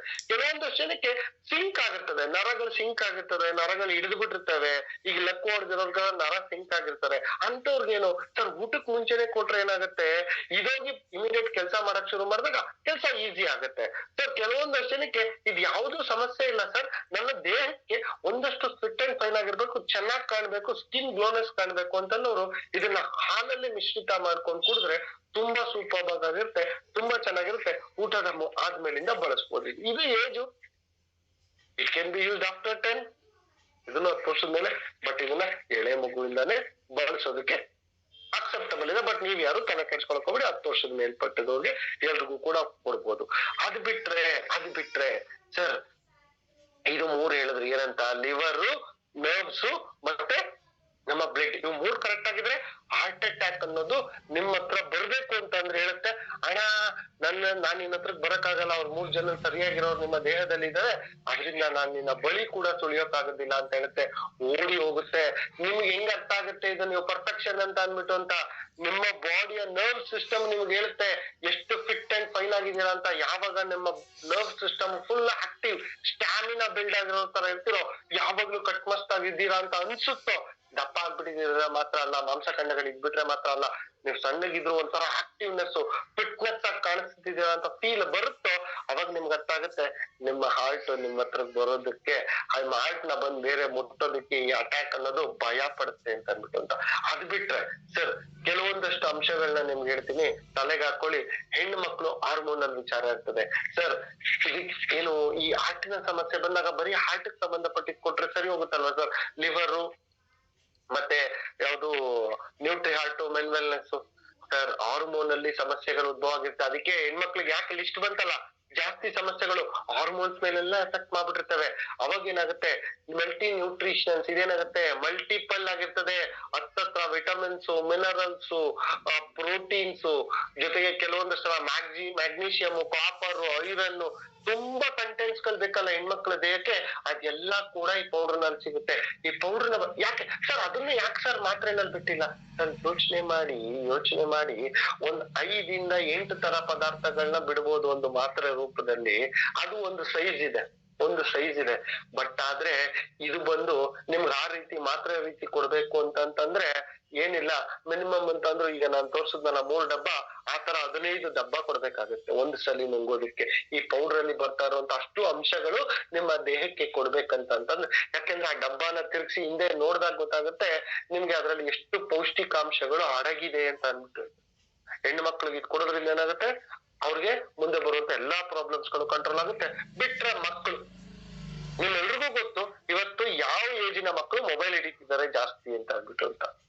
ಸರ್ ಅವ್ರಿಗೆ ಟ್ಯಾಬ್ಲೆಟ್ಸ್ ಎಲ್ಲ ಕೊಡಕ್ಕಾಗಲ್ಲ ಅಂತ ನೀವ್ ಹೇಳಿದ್ರಲ್ಲ ಸರ್, ಕೊಡ್ಬೇಡಿ ಜೀರ್ಣಕ್ಕಾಗೋದಿಲ್ಲ, ಡೈಜೆಷನ್ ಪ್ರಾಬ್ಲಮ್ ಆಗುತ್ತೆ ಅಂತ ನೀವ್ ಹೇಳಿದ್ರಿ. ಬಟ್ ಆದ್ರೆ ಇನ್ನೇನ್ ಮಾಡ್ಬೋದು ಸರ್, ಇಲ್ಲಿ ಚಾಕ್ಲೇಟ್ ಪೌಡರ್ ಕೊಟ್ಟಿದ್ದಾರೆ, ನ್ಯಾಚುರಲ್ ಪೌಡರ್ ಕಿಡ್ಸ್ ಅಂತ. ಯಾಕೆ ಮಕ್ಕಳಿಗೆ ಚಾಕ್ಲೇಟ್ ಅಂದ್ರೆ ಇಷ್ಟ, ನೀವು ಯಾವ್ದೋ ಮೆಡಿಸಿನ್ ಕೊಟ್ಟು ತಗೊಳ್ಳೋದಿಲ್ಲ, ಮೆಡಿಸಿನ್ ರೂಪದಲ್ಲಿದೆ ಅಂದ್ರೆ ಯಾವ್ದೋ ಗಿಡಮೂಲಿಕೆ ಕೊಟ್ರೆ ತಗೊಳ್ಳೋದಿಲ್ಲ. ಅದಕ್ಕೆ ಏನ್ ಮಾಡಿದ್ದಾರೆ, ಚಾಕ್ಲೇಟ್ ಫ್ಲೇವರ್ ನಲ್ಲಿ ಇರುವಂತ ಕೆಲವೊಂದಷ್ಟು ಪೌಷ್ಟಿಕಾಂಶಗಳನ್ನ ಕೊಟ್ಟಿದ್ದಾರೆ. ಈ ಪೌಷ್ಟಿಕಾಂಶಗಳನ್ನ ಮಕ್ಳಿಗೆ ಕೊಡೋದ್ರಿಂದ ಏನಾಗುತ್ತೆ, ಮಕ್ಳಿಗೆ ಬರುವಂತ ಎಲ್ಲಾ ಸಮಸ್ಯೆಗಳು, ಆ ಏಜ್ ನಲ್ಲಿ ಬರುವಂತ ಪರಿಪೂರ್ಣ ಸಮಸ್ಯೆಗಳು ಕ್ಲಿಯರ್ ಮಾಡ್ಬಿಡುತ್ತೆ. ಅವಾಗೇನಾಯ್ತು, ಆರೋಗ್ಯವಂತ ಮಕ್ಕಳಾಗಿರ್ತವೆ. ಯಾಕೆ, ಯಾವತ್ತೂನು ಬೆಳೆಯುವಂತ ಮರ ಆಗಿರ್ಬೋದು, ಗಿಡ ಆಗಿರ್ಬೋದು, ಪ್ರಾಣಿ ಆಗಿರ್ಬೋದು, ಮನುಷ್ಯ ಆಗಿರ್ಬೋದು, ಆ ಮಗುವಿನ ಟೈಮ್ ನಲ್ಲಿ ಏನ್ ಬೆಳಿತಾನೆ ಅದೇ ಅವನ ಜೀವನ ಪರ್ಯಂತ ಅವನನ್ನ ಒಂದು ಮಿರರ್ ಆಗಿ ತೋರಿಸುತ್ತೆ. ಆ ಟೈಮ್ ನಲ್ಲಿ ಕರೆಕ್ಟ್ ಆಗಿ ಬೆಳವಣಿಗೆ ಆಗಿಲ್ಲ, ಆರೋಗ್ಯ ಸಿಕ್ಕಿಲ್ಲ ಅಂತಂದ್ರೆ ಮುಂದೆ ಅವನ ಜೀವನದಲ್ಲಿ ನಾನಾ ರೀತಿ ಸಮಸ್ಯೆಗಳು ಕಾಡ್ತಾ ಹೋಗುತ್ತೆ. ಅದು ಬಿಟ್ರೆ ನಾನು ಅವಾಗ್ಲೇ ಹೇಳಿದೆ, ಆಸಿಡಿಟಿ ಅಂತ ಬಂತ ದಯವಿಟ್ಟು ಮೆಡಿಕೇಶನ್ಸ್ ಗಳಿಗೆ ಅಡಿಕ್ಟ್ ಆಗಕ್ ಹೋಗ್ಬೇಡಿ. ನಮ್ಮಲ್ಲಿ ಆಸಿಡಿಟಿ ಸಿರಪ್ ಅಂತ ಬರುತ್ತೆ, ಸರಿ ಬಾಟ್ಲು ಪೂರ್ತಿ ಕುಡ್ಕೊಳ್ಳಿ, ಏನೂ ಆಗಲ್ಲ. ಯಾಕೆ, this is a purely natural based. ಹೇಳಿದ್ರೆ ನಿಮ್ಮ ಮನೆಯಲ್ಲಿ ಹೆಂಗ್ ಸಿಗುತ್ತೋ ಆ ರೀತಿ ನ್ಯಾಚುರಲ್ ಪದಾರ್ಥಗಳು ಪರಿಪೂರ್ಣವಾಗಿ ಕೆಲಸ ಮಾಡ್ತವೆ. ಇದನ್ನ ಬಳಸೋದ್ರಿಂದ ಏನಾಯ್ತು, ನಿಮ್ಮ ಬಾಡಿಲಲ್ಲಾಗುವಂತ ಕೆಮಿಕಲ್, ಯಾಕೆ ಇದನ್ನ ಬಳಸಿದಾಗ ನಿಮ್ಮ ದೇಹದಲ್ಲಿರೋ ಗ್ಯಾಸ್ ನ ಒಳಗಿರೋಕ್ ಬಿಡೋದಿಲ್ಲ, ದೇಹದಿಂದ ಈಚೆ ತೆಗ್ದಾಕ್ಬಿಡುತ್ತೆ. ಅವಾಗೇನಾಯ್ತು, ನಿಮ್ಮ ಬ್ಲಡ್ ಸೆಲ್ಸ್ ಒಳಗಡೆ ಹೋಗ್ಲಿಲ್ಲ, ನಿಮ್ಮ ಲಿವರ್ ಒಳಗಡೆ ಹೋಗ್ಲಿಲ್ಲ, ನಿಮ್ಮ ಹಾರ್ಟ್ಗೂ ಕೂಡ ತೊಂದರೆ ಮಾಡ್ಲಿಲ್ಲ. ಎಷ್ಟೋ ಜನ ಅನ್ಕೊಂಡವ್ರೆ ಗ್ಯಾಸ್ಟ್ರಿಕ್ ಇಂದ ಏನಾಗುತ್ತೆ ಸರ್ ಅಂತ, ಗೊತ್ತಿಲ್ಲ. ಎಷ್ಟೋ ಜನಕ್ಕೆ 5 ವರ್ಷ 6 ವರ್ಷ ಗ್ಯಾಸ್ಟ್ರಿಕ್ ಇಂದ ಬಳಸ್ತಿದ್ದವರು ಈ ಮೆಡಿಕೇಶನ್ಸ್ ಗಳಿಗೆ ಪರ್ಮನೆಂಟ್ ಆಗಿ ಅಡಿಕ್ಷನ್ ಆಗಿ ಹಾರ್ಟ್ ಅಟ್ಯಾಕ್ ಆಗಿ ಸತ್ತಿದ್ದಾರೆ. ಯಾಕಾಯ್ತು ಅಂತಂದ್ರೆ, ಅಯ್ಯೋ ಅದೇನೋ ಬ್ಲಾಕೇಜ್ ಆಗೋಗಿತ್ತಂತೆ. ಯಾಕೆ ಬ್ಲಾಕೇಜ್ ಆಯ್ತು, ಆ ಗ್ಯಾಸ್ ಹೋಗಿ ಡೆಡ್ ಸೆಲ್ಸ್ ಗಳನ್ನ ಕ್ರಿಯೇಟ್ ಮಾಡಿ ಸೆಲ್ಸ್ ಗಳು ಬ್ಲಡ್ ಅಲ್ಲಿ ಬ್ಲಾಕ್ ಆಯ್ತು, ಅದಕ್ಕೆ ಡೆತ್ ಆಯ್ತು. ಒಂದ್ ಆಸಿಡಿಟಿ ಕ್ರಿಯೇಟ್ ಮಾಡಕ್ ಚಾನ್ಸ್ ಇರುತ್ತೆ. ಅದರಿಂದ ಆಸಿಡಿಟಿನ ನ್ಯಾಚುರಲ್ ಬಳಸಿ ತಲೆ ಕೆಡ್ಸ್ಕೊಬಿಡಿ. ಬಿಟ್ರೆ cough syrups sir, lung system ಅಲ್ಲಿ ನಿಮ್ಗೆ ಇನ್ಫೆಕ್ಷನ್ಸ್ ಗಳು ಮಾಡ್ತಿದೆ. ಇವತ್ತಿನ ಕಾಫ್ ಸಿರಪ್ ಏನ್ ಮಾಡುತ್ತೆ ಅಂತಂದ್ರೆ, ಕಫಾನ ಕ್ಲೀನ್ ಮಾಡೋದಿಲ್ಲ, ಹೋಗಿ ಲಂಗ್ಸ್ ಒಳಗಡೆ ಬರ್ನ್ ಮಾಡಕ್ ಸ್ಟಾರ್ಟ್ ಮಾಡ್ತವೆ. ಆಸಿಡ್ ರೂಪದಲ್ಲಿ ಬರ್ನ್ ಮಾಡಕ್ ಸ್ಟಾರ್ಟ್ ಮಾಡಿದ್ರೆ ಒಳಗಡೆ ನಿಮ್ಮ ಲಂಗ್ಸ್ ನಲ್ಲಿ ಮಾಯಿಶ್ಚರೈಸಿಂಗ್ ಕಂಟೆಂಟ್ ಕಳ್ಕೊಂತಿದೆ, ತೇವಾಂಶನ ಕಳ್ಕೊಂತಿದೆ, ವೈಟಾಲಿಟಿನ ಕಳ್ಕೊಂತಿದೆ. ಕಳ್ಕೊಂಡ್ರೆ ಏನಾಯ್ತು, ನಿಮ್ಗೆ ಉಸಿರಾಟದಲ್ಲಿ ತೊಂದರೆ ಆಗ್ತಿದೆ. ಇವತ್ತು ಯೋಚನೆ ಮಾಡಿ, ಎಷ್ಟೋ ಜನ ಇವತ್ತು ಎಳೆ ಮಕ್ಕಳಿಗೆ ಕಾಫ್ ಸಿರಪ್ಗಳನ್ನ ನೆಗಡಿ ಬಂತು, ಕೆಮ್ಮು ಬಂತು ಅಂತ ಪದೇ ಪದೇ ಕುಡಿಸ್ತಾರೆ. ಅದಕ್ಕೆ ಆ ಮಕ್ಕಳಿಗೆ 3 ತಿಂಗಳಿಗೆ 6 ತಿಂಗಳಿಗೆ 3 ತಿಂಗಳಿಗೆ 6 ತಿಂಗಳಿಗೆ ಕಾಫು, ಕೆಮ್ಮು, ಜ್ವರ, ಈ ತರ ನಾನಾ ರೀತಿ ಸಮಸ್ಯೆಗಳು. ತಲೆಗೆ ಹಾಕೊಳ್ಳಿ ಎಲ್ಲಿಂದ ಎಫೆಕ್ಟ್ ಆಗ್ತಿದೆ ಅಂತ. ಸುಮ್ನೆ ಬ್ಲೈಂಡ್ ಆಗಿ ಯಾರು ಹೇಳಿದ್ರು, ಡಾಕ್ಟ್ರು ಏನೋ ಮಾಡಿದ್ರು, ನಿಮ್ಮ ದೇಹದ ಪರಿಸ್ಥಿತಿ ನಿಮಗ್ ಗೊತ್ತಿರಬೇಕು. ಇಲ್ಲಿ ಏನಾಗ್ತದೆ, purely natural based cough. Sir ಮನೆ ಮದ್ದುಗಳು ತುಂಬಾ ಇದೆ, ಬಟ್ ನಿಮ್ಗೆ ನ್ಯಾಚುರಲ್ ಸಿಗಬೇಕಲ್ಲ ಫಸ್ಟ್ ಆಫ್ ಆಲ್. ಯಾಕಂದ್ರೆ ಬೆಳೀತಾ ಇರೋದೇ ಎಲ್ಲಾ ಕೆಮಿಕಲ್ ಪದಾರ್ಥಗಳು. ಇಲ್ಲೇನಾಗುತ್ತೆ, purely natural based, purely organic based, ಎಲ್ಲ ಕಾಡಿನ ಮೂಲಿಕೆಗಳಿಂದ ರೆಡಿ ಮಾಡಿರುವಂತ ಪದಾರ್ಥಗಳು. ಇದನ್ನ ಮಕ್ಕಳಿಂದ ಹಿಡಿದು ದೊಡ್ಡವರು ಎಲ್ಲರೂ ಕೂಡ ಬಳಸ್ಬೋದು. ಏನು, ಜಾಸ್ತಿ ಕಾಫ್ ಇತ್ತಾ, ಜಾಸ್ತಿ ಪ್ರಾಬ್ಲಮ್ ಇತ್ತಾ, ಥ್ರೋಟ್ ಅಲ್ಲಿ ಮತ್ತೆ ಲಂಗ್ಸ್ ಅಲ್ಲಿ ಇನ್ಫೆಕ್ಷನ್ ಇತ್ತಾ, 2 ಅವರ್ ಒಂದ್ಸಲಿ ಕುಡಿದ್ರೆ ಸಾಕು. ಆ ಬಾಟ್ಲು ಮುಗಿಯೋಷ್ಟೊತ್ತು ಅವತ್ತು ಒಂದಷ್ಟು ಕಂಫರ್ಟಬಲ್ ಬಂದ್ಬಿಡುತ್ತೆ. 2 ಅವರ್ ಕುಡಿದ್ರೆ ಸಾಕು, ರಿಲೀಸ್ ಆಗ. ಆಸಿಡಿಟಿ ಆದ್ರೂ ಅಷ್ಟೇ 2 ಅವರ್ಸ್ ಒಂದ್ಸಲಿ 10 ml 20 ml ಕುಡಿದ್ರೆ ಸಾಕು, ಕ್ಲಿಯರ್ ಆಗ್ಬಿಡುತ್ತೆ. ಆಟೋಮೆಟಿಕ್ ಬಾಡಿಯಿಂದ ಈಚೆ ತೆಗೆದು ಬಿಡುತ್ತೆ. ಅದು ಒಳಗಡೆ ಇಟ್ಕೊಳ್ಳೋದಿಲ್ಲ, ಬಾಡಿಯಿಂದ ಈಚೆ ತೆಗೀತೆ. ನೀವು ತಗೊಂತಾರೆ ಇಂಗ್ಲಿಷ್ ಮೆಡಿಸಿನ್ ಏನ್ ಮಾಡುತ್ತೆ, ಒಳಗೇನೇನೆ ಅದು ಸಮಸ್ಯೆ ಕೊಡದೇ ಇರೋ ರೀತಿ ಬೇರೆ ಕಡೆಗೆ ತಳ್ಳುತ್ತೆ. ಕಫ ಏನ್ ಮಾಡುತ್ತೆ, ಒಳಗೆ ಬರ್ನ್ ಮಾಡುತ್ತೆ. ಬರ್ನ್ ಆಗಿದ್ದೇನಾಯ್ತು, ನಿಮ್ಮ ಲಂಗ್ಸ್ ಒಳಗಡೆ ಕುತ್ಕೊಂಡು ಡ್ರೈನೆಸ್ ಆಗಿ ನೆಕ್ಸ್ಟ್ ಲೆವೆಲ್ ಪ್ರಾಬ್ಲಮ್ ಕ್ರಿಯೇಟ್ ಆಗಿ ಸ್ಟಾರ್ಟ್ ಆಯ್ತು. ಆಕ್ಸಿಡ್ ಏನಾಯ್ತು, ನಿಮ್ಮ ಬ್ಲಡ್ ಜೊತೆ ಮಿಂಗಲಪ್ ಆಗಿ ನಿಮ್ಮ ಬ್ಲಡ್ ಸೆಲ್ಸ್ ಗಳನ್ನ ಸಾಯಿಸ್ತಾ ನಿಮ್ಮ ನರ್ವ್ಸ್ ಗಳಲ್ಲಿ ಪ್ರಾಬ್ಲಮ್ ಕ್ರಿಯೇಟ್ ಆಗಿ ಸ್ಟಾರ್ಟ್ ಆಯ್ತು. ಅದ್ರ ಜೊತೆಗೆ ಇಷ್ಟೇ ಅಲ್ಲ ಸರ್, ನಿಮ್ಗಳ ಕೆಲವೊಂದಷ್ಟು ಹೇಳ್ತೀನಿ ಕೇಳಿ. ನಿತ್ಯ ಜನ ಬೆಳಿಗ್ಗೆ ಆದ್ರೆ ಸಾಕು ಹಲ್ಲುಜ್ಜಕ್ ಶುರು ಮಾಡ್ತಾರೆ, ಸಿಕ್ಕಾಬಟ್ಟೆ ಹಲ್ಲುಜ್ತಿರ್ತಾರೆ. ಅವ್ರಿಗೆ ಗೊತ್ತಿಲ್ಲ ಅವರ ಪ್ರಾಬ್ಲಮ್ಗಳು ಹಲ್ಲುಜ್ಜೋ ಜಾಗದಿಂದ ಶುರು ಆಗ್ತಿದೆ ಅಂತ ಅಂದ್ಬಿಟ್ಟು. ಅಂತ ಯಾಕೆ ಹಲ್ಲುಜ್ಜೋ ಜಾಗದಿಂದ ಶುರು ಆಗ್ತಿದೆ, ನೀವ್ ಯೋಚನೆ ಮಾಡಿ ನಿಮ್ಮ ಇಡೀ ದೇಹಕ್ಕೆ ನಿಮ್ಮ ದೇಹಕ್ಕೆ ಯಾವ ರುಚಿ ಬೇಕು ಅಂತ ನಿಮ್ಮ ನಾಲಿಗೆಗೆ ಸೋಕಿದ ಕೂಡಲೇ ಗೊತ್ತಾಗುತ್ತೆ ಅಂತಂದ್ರೆ, ನಿಮ್ಮ ನಾಲಿಗೆಗೆ ಸೋಕಿದ ಕೂಡಲೇ ಗೊತ್ತಾಗುತ್ತೆ, ಏನೋ ಇದು ಪರ್ಫೆಕ್ಟ್ ಟೇಸ್ಟ್, ಇದು ನನ್ನ ದೇಹಕ್ಕೆ ಸೂಕ್ತವಾದದ್ದು, ನನ್ನ ದೇಹಕ್ಕೆ ಸೂಪರ್ ಆಗಿರೋದು ಅಂತ ಗೊತ್ತಾಗುತ್ತೆ ಅಂತಂದ್ರೆ, ನೀವು ದಿನ ಬೆಳಗ್ಗೆ ಆದ್ರೆ ಬ್ರಷ್ ಮಾಡ್ತಿದ್ದೀರಲ್ಲ, ಆ ಕೆಮಿಕಲ್ ನಿಮ್ಮ ನಾಲ್ಗೆಗೆ ಪ್ರತಿದಿನ ಸೋಗ್ತಿದ್ಯೋ ಸೋಗ್ತಿಲ್ವೋ ಅಂತ ಅನ್ಬಿಟ್ಟು ಅಂತ ಸೋಗ್ತಿಲ್ವೋ ಅಂತ ಅನ್ಬಿಟ್ಟು ಅಂತ ಯೋಚನೆ ಮಾಡಿ, ಅದು ಎಷ್ಟೆಷ್ಟು ನಾನಾ ರೀತಿ ತೊಂದರೆಗಳನ್ನ ಕ್ರಿಯೇಟ್ ಮಾಡ್ತಿದೆ ಅಂತ ಯೋಚನೆ ಮಾಡಿ, ಇವತ್ತು ಅಫ್ಟ್ರಾಲ್ ಒಂದು ಪೇಸ್ಟ್ ಬಳಸ್ತಾ ಇರೋ ಪ್ರಾಬ್ಲಮ್ ಇಂದ ದೇಹದಲ್ಲಿ ಅಂಗಾಂಗಗಳ ಸಮಸ್ಯೆಗಳು ಉದ್ಭವ ಆಗ್ತಿದೆ. ಇವತ್ತು ಈ ಪೇಸ್ಟ್ ನ ಬಳಸೋದ್ರಿಂದ ನಿಮ್ಗೆ ಒಂದೇ ಒಂದು ಉಪಯೋಗ ಏನಾಗುತ್ತೆ ಅಂತಂದ್ರೆ, ಮುಂದೆ ಬರ್ಬೇಕಾಗಿರುವಂತ ತುಂಬಾ ಸಮಸ್ಯೆಗಳನ್ನ ಗೇಟ್ ಅಲ್ಲೇ ಮುಚ್ಚಿದಂಗ ಆಗತ್ತೆ. ಮನೆಗೆ ಕಳ್ಳ ಗೇಟನ್ನ ದಾಟಿ ಮನೆ ಬಾಗ್ಲೊಳಗಡೆ ಬಂದು ಕಳ್ತಾರದು ಬರೋವರೆಗೂ ತಡೆಯೋದಕ್ಕಿಂತ ಮುಂಚೆ ನಮ್ಮ ಗೇಟಿನ ಮುಂದೆನೆ ಕಾವಲ್ಗಾರನ್ನ ಇಟ್ರೆ ನಿಮ್ಮ ದೇಹದೊಳಗಡೆ ಎಂಟ್ರಿ ಆಗೋದೇ ಮ್ಯಾಕ್ಸಿಮಮ್ ತಪ್ಪತ್ತೆ. ಯಾಕೆ? ನೀರ್ ಕುಡಿತಿರ್ತೀರಾ, ಅದ್ರಲ್ಲಿ ಕೆಲವೊಂದಷ್ಟು ಬ್ಯಾಕ್ಟೀರಿಯಾಸ್ ನ ಕೊಲ್ಲುವಂತ ಕೆಪಾಸಿಟಿ ಪೇಸ್ಟ್ ಇರುತ್ತೆ. ನೀವು ಗಾಳಿ ತಗೊಂತಿರ್ತೀರಾ, ಕೆಲವೊಂದು ಆಹಾರಗಳನ್ನ ಅಗಿತಿರ್ತೀರಾ, ಅಲ್ಲಿ ಕೊಲ್ಲುವಂತ ಕೆಪಾಸಿಟಿ ಇರುತ್ತೆ. ಈ ಪೇಸ್ಟ್ ಅಲ್ಲಿ ಅಷ್ಟು ಪವರ್ಫುಲ್ ಇರುತ್ತೆ. ನಿಮ್ಮ ಹಲ್ಲಿನ ಜೊತೆಗೆ ನಿಮ್ಮ ಎಂಟೈರ್ ನಿಮ್ಮ ಬಾಯಿನಲ್ಲಿ ಬರುವಂತ ಕೆಲವೊಂದಷ್ಟು ಸಮಸ್ಯೆಗಳನ್ನ, ಹುಣ್ಣುಗಳನ್ನ ಎಲ್ಲಾನು ಕೂಡ ಸಾಲ್ವ್ ಮಾಡುವಂತ ಸಮಸ್ಯೆ ಇರ್ತದೆ. ಇದರ ಕೆಲಸ ಏನು ಅಂತಂದ್ರೆ, ಅಲ್ಲಿರುವಂತ ಕೆಟ್ಟದನ್ನ ಜೊತೆಲಿ ಇಟ್ಕೊಳ್ಳೋದಿಲ್ಲ, ಓಡಿಸ್ತಾರೆ. ಹೇಗೇಳಿ? ಕೆಟ್ಟದನ್ನ ಜೊತೆಲಿ ಇಡೋದಿಲ್ಲ, ಓಡಿಸ್ತಾ ಇರೋದು ಅಷ್ಟೇ ಕೆಲಸ, ಒಡೆದು ಬಿಸಾಕ್ತಾ ಇರೋದು. ಹೆಂಗೆ ನಮ್ಮ ಸೈನಿಕರು ಇದಾರೋ ಆ ರೀತಿ ಇದು ಕೆಲಸ ಏನು ಅಂತಾರೆ, ಒಡೆದು ಬಿಸಾಕ್ಬೇಕು ಅಷ್ಟೇ. ಬಂದಂತ ಬ್ಯಾಕ್ಟೀರಿಯಾ ವೈರಸ್ ಯಾವ್ದನ್ನು ಉಳಿಸೋದಿಲ್ಲ. ಇನ್ನೊಂದು ವಿಚಾರ ನೀವ್ ಹೇಳ್ಬೋದು, ಸರ್ ಇದ್ಯಾಕೆ ಇದೆಲ್ಲ ಮಾತಾಡ್ತಿದ್ದೀರಾ ಆರೋಗ್ಯ? ನಿಮ್ಗೆ ಗೊತ್ತಿಲ್ಲ ಆರೋಗ್ಯ ಎಲ್ಲೆಲ್ಲೆಲ್ಲೆಲ್ಲೆಲ್ಲ ಕನೆಕ್ಟ್ ಆಗಿರುತ್ತೆ ಅಂತ ಅನ್ಬಿಟ್ಟು ನಾನು ಅದಕ್ಕೆ ಹೇಳಿದ್ದು. ನಮ್ಮ ದೇಹಕ್ಕೆ ಕೆಮಿಕಲ್ ರಿಯಾಕ್ಷನ್ ಗಳು ಎಲ್ಲೆಲ್ಲ ಆಗ್ತಿದೆ ಫಸ್ಟ್ ಅರ್ಥ ಮಾಡ್ಕೊಳ್ಳಿ. What is the reaction of chemical? Sir ಯಾವ ಭಾಗದಿಂದ ನಮ್ಗೆ ಕೆಮಿಕಲ್ ಬಾಡಿಗೆ ಹೋಗ್ತಿದೆ? ಎಷ್ಟೋ ಜನ ಹೇಳ್ಬೋದು, ಸರ್ ನಾನು ಇಂಗ್ಲಿಷ್ ಮೆಡಿಸನ್ ತಗೊಂತಿಲ್ಲ ಸರ್, ತಗೊಳ್ಳೋದ ನಾನು ಇಂಗ್ಲಿಷ್ ಮೆಡಿಸನ್ ಅಂದ್ರೆ ದೂರ. ಬಟ್ ಆದ್ರೂ ನನ್ಗೆ ಒಂದಷ್ಟೇ ಕೆಲವೊಂದ್ಸರಿ ಸಮಸ್ಯೆಗಳು ಕಾಡ್ತಿರ್ತವೆ sir. Skin problems, hair fall ಪ್ರಾಬ್ಲಮ್ಗಳು, ಗ್ಯಾಸ್ಟ್ರಿಕ್ ಆಗುವಂತದ್ದು ಯಾಕೆ ಬರುತ್ತೆ ಸರ್ ಪದೇ ಪದೇ? ನಾನೆಲ್ಲ ಕರೆಕ್ಟ್ ಆಗಿದ್ದೀನಿ, ಯಾಕೆ?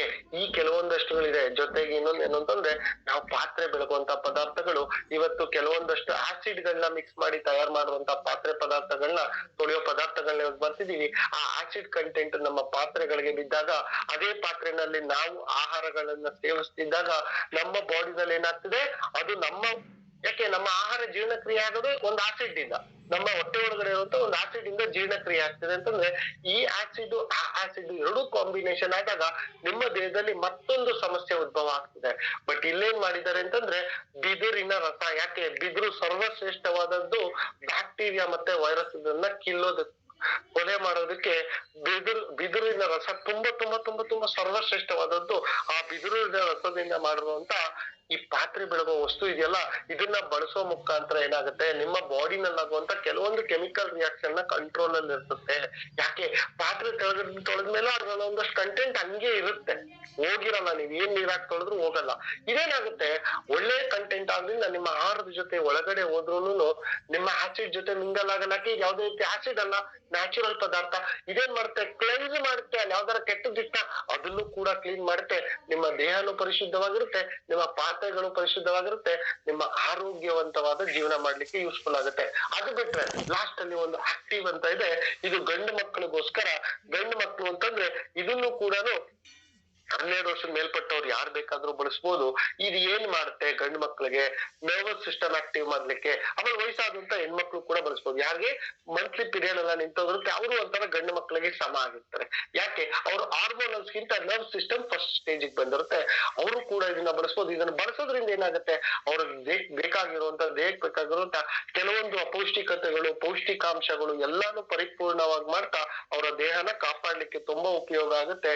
ಇದನ್ನ ಸರ್ ನಾನ್ ಜೀವನ ಪರ್ಯಂತ ಕುಡಿಬೇಕಾ? ಸರ್ ಅನ್ನುಜ್ಜೋದು ಪಾತ್ರೆ ಬೆಳಗೋದು ನಿಮಗ್ ಗೊತ್ತು. ಜೀವನ ಪರ್ಯಂತ ನಾ ಬದುಕಿರೋರ್ಗು ಅನ್ನುಜ್ಲೇಬೇಕು, ಪಾತ್ರೆ ಬೆಳಗೋದ್ ಮಾಡ್ಲೇಬೇಕು. ಇದು ಬಿಟ್ರೆ ಬೇರೆ ಪೌಷ್ಟಿಕಾಂಶಗಳು ಹೇಳಿದ್ರಲ್ಲ ಸರ್, ಇವೆಲ್ಲ ಜೀವನ ಪರ್ಯಂತ ತಗೋಬೇಕಾ? ಇಲ್ಲ ಸರ್, ಇಲ್ಲ. ನಿಮ್ಮ ದೇಹ ಪರ್ಫೆಕ್ಷನ್ ಆಯ್ತು, ನಿಮಗ್ ಒಂದಷ್ಟು ಆಯ್ತು ಅಂದ್ರೆ ಒಂದು 3 ತಿಂಗಳಿಂದ 6 ತಿಂಗಳು 3 ತಿಂಗಳಿಂದ 6 ತಿಂಗಳು ನೀವು ಬಳಸಿ. ನೀವು ಪರಿಶುದ್ಧತೆ ಆದ್ರೆ ಆರಾಮಾಗಿರ್ಬೋದು. ಬೇಕು ಅಂತಂದ್ರೆ ವರ್ಷಕ್ಕೆ 1 ಸಲಿನೋ ಇಲ್ಲ 6 ತಿಂಗಳಿಗೆ 1 ಸಲಿನೋ ನೀವು ಬಳಸಿ ಕ್ಲೈಮ್ ಮಾಡ್ಕೋಬಹುದು. ಎಲ್ಲಿವರೆಗೂ ನಾವು ಕೆಮಿಕಲ್ ಪದಾರ್ಥಗಳನ್ನ ಬಳಸ್ತಿರೋವರೆಗೂ. ನಾವ್ ಯಾವಾಗ ನ್ಯಾಚುರಲಿಟಿಗೆ ಹೋಗ್ತೀವಲ್ಲ, ಹೊರಗಡೆ ಯಾವ್ದು ಒಳ್ಳೆ ತರಕಾರಿ ನಾನೇ ಬೆಳೆದಿದ್ ಬಳಸ್ತಾ ಇದ್ದೀನಿ, ಎಣ್ಣೆ ನಾವೇ ಗಾಣದಲ್ಲಿ ಹೋಗಿ ಆಡ್ಸ್ಕೊಂಬಂದ್ ಬಳಸ್ತಾ ಇದ್ದೀನಿ, ಇದೆಲ್ಲಾ ಬದಲಾವಣೆಗಳಾದಾಗ ಇದು ಯಾವ್ದರ ಅವಶ್ಯಕತೆ ನಿಮಗ್ ಬರೋದಿಲ್ಲ.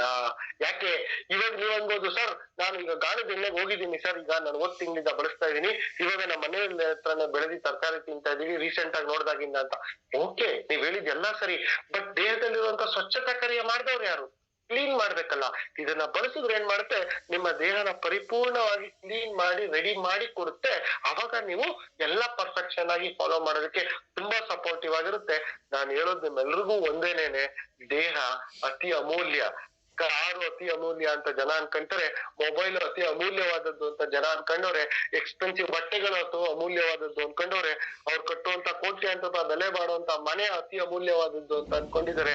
ನಿಜ ಹೇಳ್ತೀನಿ, ಅದ್ ಯಾವ್ದು ಅತಿ ಅಮೂಲ್ಯವಾದದ್ದು ಅಂತಲ್ಲ. ಈ ಸುಂದರವಾದಂತ ದೇಹ ಇದೆಯಲ್ಲ, ಈ ದೇಹ ಎಲ್ಲಿವರೆಗೂ ಈ ದೇಹದಲ್ಲಿ ಈ ಆತ್ಮ ಇರುತ್ತೋ ಅಲ್ಲಿವರೆಗೂ ಆರೋಗ್ಯವಂತರಾಗಿದ್ರೆ ಅವರಂತ ಶ್ರೀಮಂತವಾದಂತ ವ್ಯಕ್ತಿ ಪ್ರಪಂಚದಲ್ಲಿ ಇನ್ನೊಬ್ಬ ಇರೋದಕ್ಕೆ ಸಾಧ್ಯ ಇಲ್ವೇ ಇಲ್ಲ. ಅವನೇ ಶ್ರೀಮಂತವಾದಂತ ವ್ಯಕ್ತಿ. ಅದಕ್ಕೋಸ್ಕರ ನಿಮ್ಮೆಲ್ರಿಗೂ ಒಂದೇ ಒಂದು ರಿಕ್ವೆಸ್ಟ್, ನಾವು ಗೊತ್ತಿಲ್ಲದೆ ಇರೋ ರೀತಿ ಹಾಳಾಗೋದ್ ಬೇಡ. ದಯವಿಟ್ಟು ದೇವರು ಯಾರೋ ವ್ಯಕ್ತಿ ಒಬ್ಬ ಮುಖಾಂತರ, ಯಾರ ಮುಖಾಂತರನೋ ನಮ್ಗೆ ಒಳ್ಳೇದನ್ನ ಮಾಡ್ಬೇಕು ಅಂತ ಬಯಸ್ತಿದ್ದಾರೆ, ಒಳ್ಳೇದನ್ನ ತಿಳಿಸ್ಕೊಡ್ಬೇಕು ಅಂತ ಬಳಸ್ತಿದ್ದಾರೆ. ಅದನ್ನ ಬಳಸ್ಕೊಂಡು ಸದುಪಯೋಗ ಪಡಿಸ್ಕೊಂಡು ಆರೋಗ್ಯವಂತರಾಗಿ 100 ಜನಗಳಿಗೆ ಆರೋಗ್ಯನ ಹಂಚೋಣ ಅಂತ ಹೇಳ್ತಾ, ಇವತ್ತಿನ ನನ್ನ ಆರೋಗ್ಯ ಸಂವಾದ ಕಾರ್ಯಕ್ರಮವನ್ನು ಎಲ್ಲರೂ ಆಲಿಸಿದರೆ ನಿಮ್ಮೆಲ್ಲರಿಗೂ ವಂದನೆ ತಿಳಿಸ್ತಾ, thank you so much. And over to